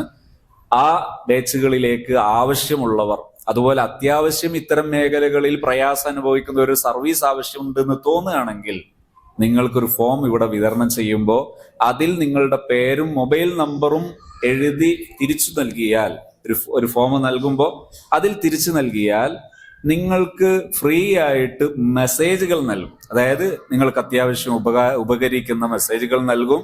ആ മെസ്സേജുകൾ നൽകുന്ന നമ്പറുകളിലേക്ക് ആവശ്യപ്രകാരം നിങ്ങൾക്ക് എന്ത് ചെയ്യാം, സഹായങ്ങൾ അഭ്യർത്ഥിക്കാം. ഇന്ന് പ്രശ്നമുണ്ട്, അപ്പൊ ഫ്രീ ആയിട്ട് ആവശ്യമായ മെസ്സേജുകളും സന്ദേശങ്ങളും നൽകും. അതേസമയത്ത് പെയ്ഡ് ആയിട്ടുള്ള സർവീസുകളും കാര്യങ്ങളൊക്കെ ഉണ്ട്, അതിനെ പറ്റിയുള്ള വിവരങ്ങളും അതിൽ നിങ്ങൾക്ക് നൽകും. ആവശ്യക്കാരും നിങ്ങൾക്ക് അങ്ങനെ വിവരമൊക്കെ ഉണ്ടാകണം, ഇത്തരം വിവരങ്ങളൊക്കെ സ്ഥിരമായി കിട്ടണമെന്നൊക്കെ ആഗ്രഹമുള്ളവർ നിങ്ങളുടെ പേരും നമ്പറും അതിൽ എഴുതിയാൽ ഇൻഷാ അല്ലാഹ് നിങ്ങൾക്ക് അതിനുള്ള സർവീസ് നൽകും. അങ്ങനെ ചിന്തിക്കാൻ കാരണം, നമ്മൾ ഒരുപാട് സ്ഥാപനങ്ങൾ നടത്തുമ്പോഴൊക്കെ നമ്മൾ ആഗ്രഹിക്കുന്ന ഒരു വിഷയമാണ്. ഞാൻ നേരത്തെ തുടക്കത്തിൽ പറഞ്ഞൊരു മാറ്റർ, എത്ര ഗൗരവമാണത്, എത്രയാണ് അതിന്റെ പ്രയാസം, ഓരോരുത്തർക്കും വരുമ്പേ അതിന്റെ വിഷമം അറിയും. ഈ ഒരു 2 ആഴ്ച മുമ്പ് ഒരു ദിവസം കേരളത്തിന് പുറത്തൊക്കെ ഒരു 10-30ഓളം സ്ഥാപനങ്ങൾ മാനേജ് ചെയ്യുന്ന ഒരു മതബിരുദധാരിയായ ഒരു പണ്ഡിതൻ, അദ്ദേഹം എന്നോട് പറയുന്നു, ബാംഗ്ലൂരിൽ നിന്നൊരാൾ റെക്കമെൻഡ് ചെയ്തിട്ടാണ് വിളിക്കുന്നത്, ഞാൻ കേരളത്തിൽ വരുന്നുണ്ട്, എനിക്കൊരു അത്യാവശ്യമായ ഒരു സിറ്റിംഗ് വേണം. ഞാൻ ചോദിച്ചു, എന്ത് പറ്റി? അപ്പൊ അദ്ദേഹം പറഞ്ഞു, അത്യാവശ്യമാണ്, വിശദമായി പറയേണ്ടതാണ്, നേരിൽ തന്നെ പറയാം, എനിക്ക് സിറ്റിംഗ് വേണം. അദ്ദേഹം ഒരു സെയ്തും കൂടിയാണ്. അപ്പൊ നല്ല പണ്ഡിതനുമാണ്, നല്ല കഴിവുറ്റ 2 ബിരുദവും ഉള്ള പണ്ഡിതനാണ്. അപ്പൊ ഞാൻ അദ്ദേഹത്തോട് പറഞ്ഞു, ആയിക്കോട്ടെ, എനിക്ക് ആ ഒരാഴ്ചയിൽ ഒരു യാത്രയിൽ ഇന്ന സ്ഥലത്ത് വേണമെങ്കിൽ നമുക്ക് പരസ്പരം കാണാം. അല്ലാതെ ഞാനുള്ളയിടത്ത് വരുന്നത് ഒരു പ്രായോഗികമല്ല. ഉദാഹരണത്തിന് പറയുകയാണെങ്കിൽ, ഇന്നത്തെ എന്റെ റൊട്ടേഷൻ ഇങ്ങനെ സഞ്ചരിക്കുന്ന ഒരു റൊട്ടേഷനാണ്. അതുകൊണ്ട് തന്നെ ആരോടും ഇന്ന സമയത്ത് ഇന്നടത്ത് കാണാന്ന് പറയാൻ കഴിയാത്തത് കൊണ്ട് അദ്ദേഹത്തോടെ പറഞ്ഞ് ഇങ്ങനെ ചെയ്യാം. അദ്ദേഹം കോഴിക്കോട് ഒരു പ്രധാനപ്പെട്ട ഒരു കേന്ദ്രത്തിൽ അവിടെ വന്ന് അവിടെ ഒരു സ്ലോട്ട് ബുക്ക് ചെയ്തു. അവിടെ നിന്ന് വിസിറ്റ് ചെയ്തു. ഞാൻ ഞെട്ടിപ്പോയി. 9ാം ക്ലാസ്സുകാരനായ 16 വയസ്സുകാരനായ ഒരു മോൻ. ഈ മോനാണ് പ്രശ്നം. എന്താണ് പ്രശ്നം എന്നറിയോ? ഈ മോൻ ഇതുവരെ ലക്ഷങ്ങൾ, കേട്ടാൽ നിങ്ങൾ ഞെട്ടുന്ന അത്രയും ലക്ഷങ്ങൾ ഈ ഫാമിലി പശ്ചാത്തലത്തിൽ നിന്ന് മോഷ്ടിച്ചിട്ട് എന്ത് ചെയ്തിട്ടുണ്ട്, പല രീതിയിൽ വിനിയോഗിച്ചിട്ടുണ്ട്. പോരാഞ്ഞിട്ട് സ്വർണ്ണാഭരണങ്ങൾ, നിരവധി ആഭരണങ്ങൾ നേരെ എടുത്ത് വിറ്റാൽ പ്രശ്നമാകുമെന്ന് തോന്നിയപ്പോ ആഭരണങ്ങൾ എടുത്തു. ഈ ആഭരണങ്ങൾ ഉരുക്കി കട്ടിയാക്കി അതിനാവശ്യമായ സിലിണ്ടറും ഉപകരണങ്ങളും ഈ കുട്ടി വാങ്ങി. എന്നിട്ട് ഉരുക്കി കട്ടിയാക്കിയിട്ട് ആ കട്ടി കുഴിച്ചിട്ടു, മണ്ണിൽ കുഴിച്ചിട്ടിട്ട് അത് നിശ്ചിത കാലം കഴിഞ്ഞ് കുഴിച്ചെടുത്തിട്ട് എന്നിട്ട് വിറ്റു. ഈ കുട്ടിക്ക് ഇതിനിടെ തന്നെ എണ്ണമറ്റ വിലപിടിപ്പുള്ള ഐഫോണുകൾ വാങ്ങിയിട്ടുണ്ട്. ഇതൊന്നും വീട്ടുകാരറിയില്ല. എല്ലാം കൂടി ഇത് മനസ്സിലായപ്പോ ഇവര് പറഞ്ഞു, ഞങ്ങൾ നിലവിട്ടുപോയി. കാരണം ആ നാട്ടിലും പരിസരത്തൊക്കെ എല്ലാവരാലും ബഹുമാനിക്കപ്പെടുന്ന വലിയ ഒരു നിലവാരമുള്ള ഒരു ഫാമിലി. നമ്മളൊന്ന് ആലോചിച്ചു, നമ്മളെ വീട്ടിലെങ്ങാനും ഒരു കുട്ടി, അള്ളാഹു നമുക്ക് എല്ലാവർക്കും മക്കൾക്കൊക്കെ ഇസ്സത്തും നല്ല ഹിഫ്ളും നൽകുമാറാകട്ടെ, ഇങ്ങനെ ഒരു പശ്ചാത്തലം എന്ത് വിഷമം ഉണ്ടാകും. അപ്പൊ എനിക്ക് മനസ്സിലായി അദ്ദേഹം ഇത്ര ഗൗരവത്തിൽ സിറ്റിംഗ് വേണോന്ന് പറഞ്ഞത്. ഞാൻ ഈ കുട്ടിയുടെ കൂടെ ഇരുന്നു, രക്ഷിതാവിന്റെ കൂടെ ഇരുന്നു, മാറി മാറി 3 സിറ്റിംഗ് ഇരുന്നപ്പോ ഞാനിങ്ങനെ തരിച്ചു പോയി. സത്യം പറയാണ്, ഈ കുട്ടി ഏകദേശം 3 സിറ്റിംഗ് ഒരേ ദിവസം ഒരു 1/4-1 മണിക്കൂറിനിടയിൽ ഉള്ള ആ ഇരുത്തത്തിനിടയിൽ കുട്ടി മാറാൻ വില്ലിങ്ങാണ്. ഇനി ഈ കുട്ടി മാറുന്നതിനുള്ള തടസ്സം ആരാന്നറിയാം? ഈ സൂക്ഷ്മതയും തഖ്വയും എല്ലാം ഉള്ള രക്ഷിതാക്കളുടെ സമീപനമാണ് തടസ്സം. 3 സിറ്റിംഗ് ഞാൻ 3 പരിപാടികളിലായി കൊടുത്തു. ഒന്ന് കാസർഗോഡ് ഒരു പരിപാടി നടക്കുമ്പോൾ ആ പരിപാടിയുള്ള ഇടത്ത് സിറ്റിംഗ് കൊടുത്തു. 3-മത്തെ ഒരു സിറ്റിംഗ് തിരൂരിൽ കൊടുത്തു. ഈ 3-മത്തെ സിറ്റിംഗ് എടുത്തപ്പോൾ ഞാൻ ഈ കുട്ടിയോട് പറഞ്ഞു, മോനെ, നിനക്ക് ഇനി കുറച്ച് ഭാഗങ്ങൾ കൂടി നീ ഓപ്പണായി പറയാനുണ്ട്. അത് പറഞ്ഞിട്ടില്ലെങ്കിൽ ഇനി കുറേ സമയമെടുക്കും. അതുകൊണ്ട് വേണമെങ്കിൽ നിന്റെ ഉള്ളിലുള്ളത് ഞാൻ ഇപ്പോൾ ഹിപ്നോസിസ് ചെയ്തിട്ട് റെക്കോർഡ് ചെയ്ത് കേൾപ്പിച്ചു തരാം. അതേസമയത്ത് നീ ഓപ്പണായി പറഞ്ഞാൽ നിന്റെ മനസ്സിൽ നിന്ന് വെന്റിലേറ്റ് ചെയ്ത് ആ ഒരു ഭാരങ്ങളൊക്കെ ഔട്ട് ചെയ്ത് കളയാം, ക്ലെൻസ് ചെയ്ത് കളയാം. അതുകൊണ്ട് നീ സ്വയം ക്ലെൻസ് ചെയ്യാൻ സന്നദ്ധാണെങ്കിൽ അതാണ് എളുപ്പം. അപ്പൊ ഈ കുട്ടി അങ്ങ് പറയാൻ തുടങ്ങി, സതെ ഞാൻ ഈ മോഷണം നടത്തി അന്നൊന്നും ഞാൻ ഉറങ്ങാറില്ല, എനിക്ക് ഉറക്കം വരാറില്ല. മോഷണം ഞാൻ പിന്നെയും മോഷണം നടത്തുന്നത് എപ്പോഴാണെന്നറിയോ? ഈ മോഷണത്തിന്റെ പേരിൽ പോലീസ് സ്റ്റേഷനിലെ ലോക്കപ്പിൽ വെച്ച് പോലീസുകാർ മർദ്ദിക്കുന്നതിനേക്കാൾ ശക്തമായി ഇവന്റെ മുതിർന്ന അഡൽസ്, ഇവന്റെ രക്ഷിതാക്കൾ ചേർന്ന് ഇവനെ തല്ലിച്ചതച്ചിട്ടുണ്ട്. ഇവനോടുള്ള സ്നേഹം കൊണ്ടും സ്വന്തം ആത്മാഭിമാനത്തോടുള്ള വെപ്രാളം കൊണ്ടും. ഇവൻ പറയാണ്, ആ സമയം എനിക്കുണ്ടാകുന്ന വിദ്വേഷം കാരണം ഞാൻ അടുത്തതും മോഷ്ടിക്കും. പക്ഷെ എനിക്കറിയുന്നില്ല ഞാൻ എന്തിനാ മോഷ്ടിക്കുന്നത്. ഇങ്ങനെ ഞാൻ അസ്വസ്ഥനാണ്. പക്ഷെ ഉസ്താദിന്റെ അടുത്ത് വന്നു, ഫസ്റ്റ് വെന്റിലേഷൻ കഴിഞ്ഞ അന്നു മുതൽ ഞാൻ ഉറക്കം തുടങ്ങിയിട്ടുണ്ട്. ഞാനിപ്പോൾ മോഷണം എന്റെ ജീവിതത്തിൽ ഞാൻ ഉപേക്ഷിച്ചിട്ടുണ്ട്. പക്ഷെ എന്റെ ഏക പേടി എന്താണെന്നറിയോ? എന്റെ പാരന്റ്സിന്റെ സമീപനം നേരത്തേതുപോലെ ബ്ലൈമിങ്, കുറ്റപ്പെടുത്തുന്ന ട്രാക്കിലാണ് ഓടുന്നതെങ്കിൽ എന്റെ നിലവിട്ട് ഞാൻ വീണ്ടും മോഷ്ടാവാകുമോ എന്ന ആശങ്കയാണ് ഇപ്പൊ എന്റെ മനസ്സിലുള്ള ഏക ആശങ്ക. ഉസ്താദാണ് എന്റെ അഭയം. ഞാൻ ഇങ്ങനെ ആലോചിച്ചു, ഇതിനാ നമ്മൾ ഈ ഒലക്കയെടുത്ത് തല്ലുന്നത്. പാരന്റിങ് അറിയുക, പാരന്റിങ് പ്രാക്ടീസ് ചെയ്യുക എന്ന് പറയുന്നത് സുപ്രധാനമായ ഫർള് ഐനായ മഹത്വമുള്ള വലിയൊരു പ്രാക്ടീസ് ചെയ്യേണ്ട മേഖലയാണ്. കഴിഞ്ഞ കാലത്ത് ഇതൊക്കെ പ്രാക്ടീസ്ഡ് ആയിരുന്നു. കഴിഞ്ഞ കാലത്തെ സംവിധാനം എങ്ങനെയാ നിങ്ങൾക്ക് ഓർമ്മ ഉണ്ടാവുമല്ലോ. ഒരു 40 കൊല്ലം മുമ്പൊക്കെ നമ്മളെ പരിസരങ്ങളിലൊക്കെ ദർസ് കൂടുതലാണ്. ഒരു നാട്ടിൽ ദർസ് ഉണ്ടെങ്കിൽ എങ്ങനെയാ? ഒരു നാട്ടിൽ ദർസ് ഉണ്ടെങ്കിൽ കുറച്ച് മുത്തഅല്ലിമീങ്ങൾ, വിദേശികളായ മുത്തഅല്ലിമീങ്ങൾ ആ നാട്ടിൽ വന്ന് പഠിക്കും. അല്ലാത്ത നാട്ടുകാരായ കുറച്ച് മുത്തഅല്ലിമീങ്ങൾ അല്ലാണ്ടും ഉണ്ടാകും. ഈ പഠിക്കുന്നവരൊന്നും അല്ലാത്ത നാട്ടുകാരും വീട്ടിലൊരു കുടിയിലൊരു കല്യാണം ഉണ്ടായാൽ, കുടിയിൽ മറ്റൊരു പഠനവുമായിട്ട് ബന്ധപ്പെട്ടൊരു വിഷയം എന്തുണ്ടെങ്കിലും ആരോടൊന്ന് ചോദിക്കും? വല്യുസ്താദിനോടൊന്ന് ചോദിക്കും, അല്ലേ? ഈ വല്യുസ്താദിനോടൊന്ന് ചോദിച്ചിട്ടാ ചെയ്യാ. ഇതിനാണ് ഇന്ന് പുതിയ സൈക്കോളജിയിൽ മെന്ററിങ് എന്ന് പറയുന്നത്. അപ്പൊ സേഫാ. ഉസ്താദിനോടെല്ലാം ചോദിച്ച് ചെയ്യേണ്ട, ശ്രദ്ധിക്കണം. ഈ ഒരു സാധനം ഉണ്ടാകുമ്പോൾ എത്തിക്സുകൾ, വാല്യൂസ്, മൂല്യങ്ങൾ, ഈ മൂല്യങ്ങൾ ഫോളോ ചെയ്യപ്പെടും. അപ്പോ ഓൾ റൗണ്ട് വിജയിക്കും, മൊത്തത്തിൽ വിജയിക്കും. ഇതാണ് നാം ഇന്ന് പറയുന്ന പരിശീലന പ്രക്രിയകൾ. ഈ പരിശീലനം ആര് ചെയ്യണം? മതബോധത്തിന്റെ പിൻബലത്തിൽ നടക്കണം. ഇങ്ങനൊരു അത്യാവശ്യമുള്ളത് കൊണ്ടുകൂടിയാണ് ഹാപ്പി സോൺ എന്ത് ചെയ്തത്?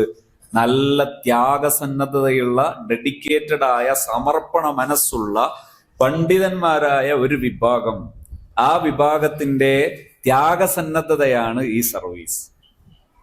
ആ സർവീസാണ് ഇപ്പൊ നിങ്ങളോട് അറിയിച്ചത്. അല്ലാതെ എന്തെങ്കിലും നേടിക്കളയാം എന്ന ചിന്തയല്ല സത്യത്തിൽ ഈ സർവീസ് ചെയ്യുമ്പോൾ. അതുകൊണ്ട് നിർബന്ധമായും എല്ലാവരും നമ്പർ തരണമെന്നൊന്നും ചിന്തിക്കണ്ട. നിങ്ങൾ നമ്പർ തന്നാൽ അവരവർക്ക് അതിൻ്റെതായ ഗുണങ്ങൾ നേടാമെന്ന് മാത്രമേ ഈ നമ്പർ നൽകുന്നു എന്ന് പറഞ്ഞതിൽ ഉദ്ദേശിച്ചുള്ളൂ, ഉപയോഗപ്പെടുത്താവുന്നത്. അപ്പോ ഇൻഷാ അള്ളാ പഠിക്കുകയും മനസ്സിലാക്കുകയും ചെയ്യുക. ഞാൻ എൻ്റെ സംസാരം നിർത്തുകയാണ്. നിങ്ങൾക്ക് ആർക്കെങ്കിലും ഞാനിപ്പോൾ സംസാരിച്ചതുമായി ബന്ധപ്പെട്ട അത്യാവശ്യമായ കാര്യങ്ങളുണ്ടെങ്കിൽ ചോദിക്കാം. നിങ്ങൾക്ക് എന്ത് വിഷയം, ഇതുമായി ബന്ധപ്പെട്ട ഏത് മേഖല വേണമെങ്കിലും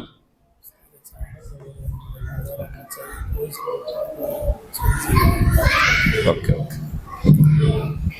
അപ്പോ ഞാൻ ഇടയ്ക്ക് സൂചിപ്പിച്ചത്, ഈ പറയപ്പെട്ട വിഷയങ്ങളെല്ലാം നിരന്തരം പ്രതിപാദിക്കുന്ന നിരവധി പ്രഭാഷണങ്ങളും പഠനങ്ങളും, ഞാൻ നേരത്തെ മൈൽ സ്റ്റോൺ പറഞ്ഞു, മൈൽ സ്റ്റോൺ മാത്രം ഒരു സബ്ജക്റ്റാണ്.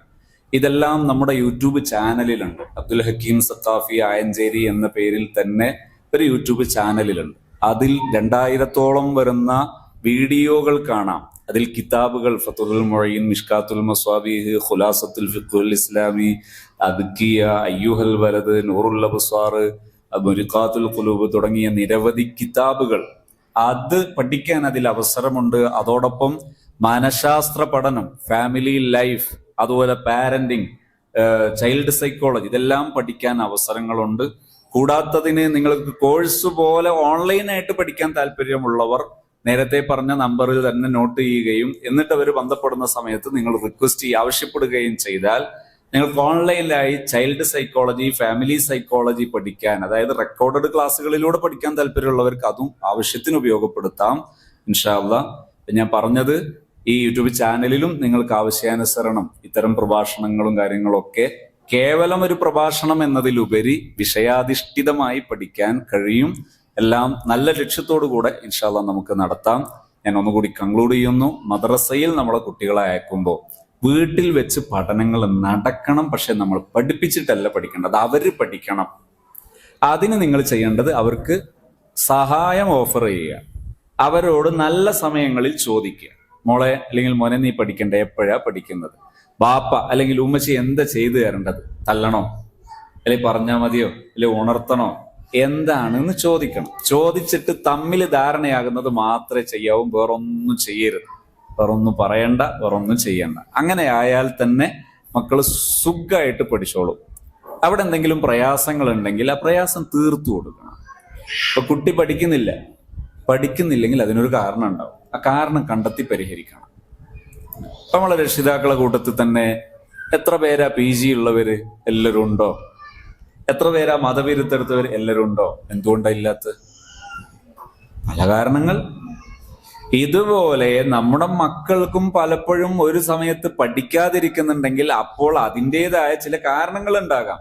അത് പെട്ടെന്ന് നമുക്ക് മനസ്സിലാകുന്നില്ലെങ്കിൽ അത് മനസ്സിലാക്കാൻ കഴിയുന്ന ഒരാളുടെ മുമ്പിൽ ഒന്ന് കൊണ്ടുപോയി ഒന്ന് നോക്കണം, എന്താ കാരണം, അത് കണ്ടെത്തണം, എന്നിട്ടത് ചെയ്തു കൊടുക്കണം. തീർന്നു.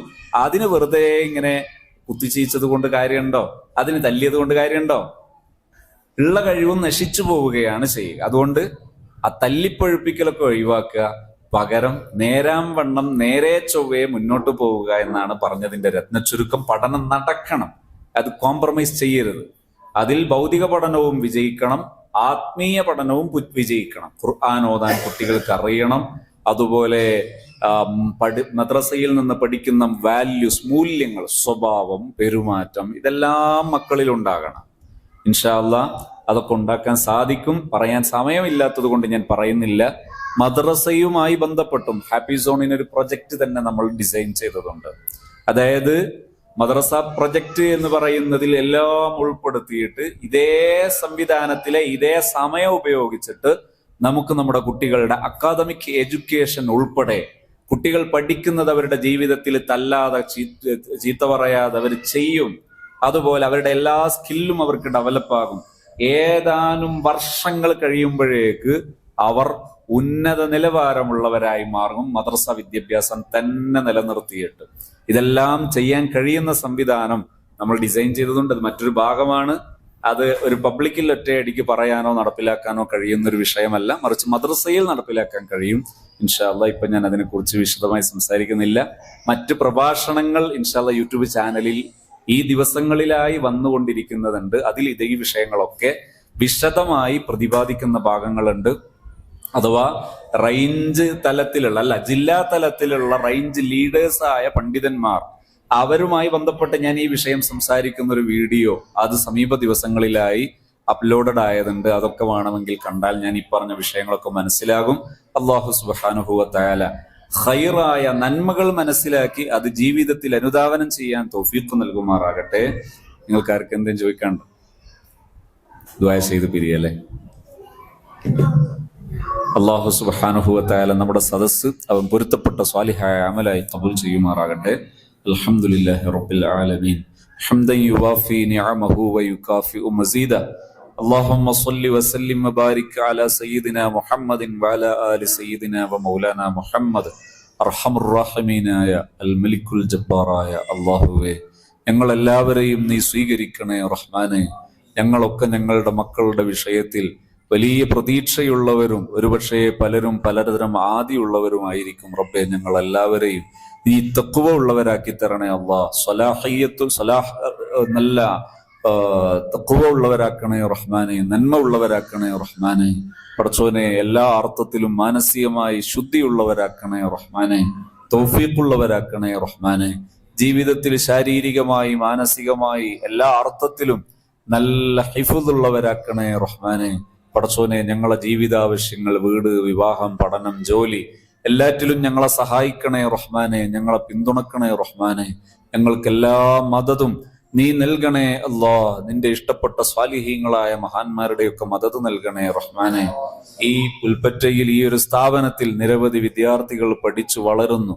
ഇതിന് നേതൃത്വം നൽകിയവർ, മക്കളെ അയച്ച രക്ഷിതാക്കൾ, അതിന് സംഭാവനയും സഹകരണങ്ങളും നൽകിയ മുഅ്മിനീങ്ങൾ, എല്ലാവർക്കും നീ ഖൈറ് പകരം നൽകണേ റഹ്മാനെ. എല്ലാവർക്കും ദുനിയാവിലും ആഖിറത്തിലും സന്തോഷം പ്രദാനം ചെയ്യണേ റഹ്മാനെ. പടച്ചോനെ, ഞങ്ങളെ ദീനീ വഴികളിലുള്ള മഹബത്തും മവദ്ദത്തും ഒക്കെ നീ കബൂലാക്കണേ അല്ലാ. ജീവിക്കുന്ന കാലത്തോളം നല്ല ഇസ്സത്തോടെ, ഈമാനോടെ, തഖ്വയോടെ ജീവിച്ച അവസാനം നല്ല കലിമത്തു തൗഹീദ് ആഹ്ലാദത്തോടെ ചൊല്ലി നല്ല ഹുസ്നുൽ ഖാത്തിമത്ത് നൽകണേ റഹ്മാനെ. പടച്ചോനെ, ഖബറിലെ അദാബിൽ നിന്ന് ഞങ്ങൾ എല്ലാരെയും നീ കാക്കണേ റഹ്മാനെ. അള്ളാഹുവേ, ഞാൻ ഇവിടെ വന്ന് കയറുമ്പോ എന്റെ കൂടെ ഒന്നിച്ച് മർക്കസിൽ പഠിച്ചിരുന്ന റഷീദ് സഖാഫി, ആനക്കയം, അതുപോലെ മുബാറക് സഖാഫിയൊക്കെ കണ്ടുമുട്ടുമ്പോൾ ഞങ്ങളെ മനസ്സിൽ ഞങ്ങളെ പഠനകാലങ്ങളും സന്തോഷവും ഒക്കെ ഓർമ്മ വരുന്നു. നല്ല കാലങ്ങളിലൊക്കെ ഇത്തരം സംഗമിച്ച ദീനീ ദഅവത്തിന് വേണ്ടി സംഗമിച്ച ഈ സംഗമങ്ങളൊക്കെ ആഖിറത്തിൽ ഞങ്ങൾക്ക് പരസ്പരം കാണാനും ആഹ്ലാദിക്കാനും സബബായി കബൂലാക്കണേ റഹ്മാനെ. ഞങ്ങൾക്ക് എല്ലാവർക്കും ആഖിറത്തിൽ വിജയികളുടെ കൂട്ടത്തിൽ ഇടം നൽകണേ റഹ്മാനെ. പടച്ചോനെ, ഞങ്ങളിൽ ആരെയും നീ നരകം കൊണ്ട് ശിക്ഷിക്കരുതേ അല്ലാ. നീ വെറുക്കരുതേ റഹ്മാനെ. നീ ഞങ്ങളെല്ലാരെയും സ്വീകരിക്കണേ റഹ്മാനെ. ഞങ്ങളെ മാതാപിതാക്കൾ, ഉസ്താദുമാർ, ഭാര്യ, മക്കള്, കൂട്ടുകാർ, ഞങ്ങളെ മുഹബ്ബീങ്ങൾ, ദീനീ ദഅവത്തിന്റെ വഴിയിൽ പ്രത്യേകിച്ച് ഹാപ്പി സോണിന്റെ ഈ ഒരു സംവിധാനം നടപ്പിലാക്കുമ്പോൾ അതിനുവേണ്ടി നിഷ്കളങ്കമായി സമർപ്പിച്ച ഒരു പറ്റം കൂട്ടുകാർ, പണ്ഡിതന്മാർ, റബ്ബേ, ഞങ്ങളെല്ലാരെയും നീ ആഖിറത്തിൽ സ്വർഗലോകത്ത് ഒരുമിക്കാൻ സബബുള്ളവരാക്കണേ അല്ലാ. തൗഫീഖുള്ളവരാക്കണേ റഹ്മാനെ. ربنا تقبل منا إنك أنت السميع العليم وتب علينا إنك أنت التواب الرحيم. آمين برحمتك يا أرحم الراحمين. صلى الله وسلم على سيدنا محمد وآله وصحبه أجمعين والحمد لله رب العالمين. السلام عليكم ورحمة الله وبركاته.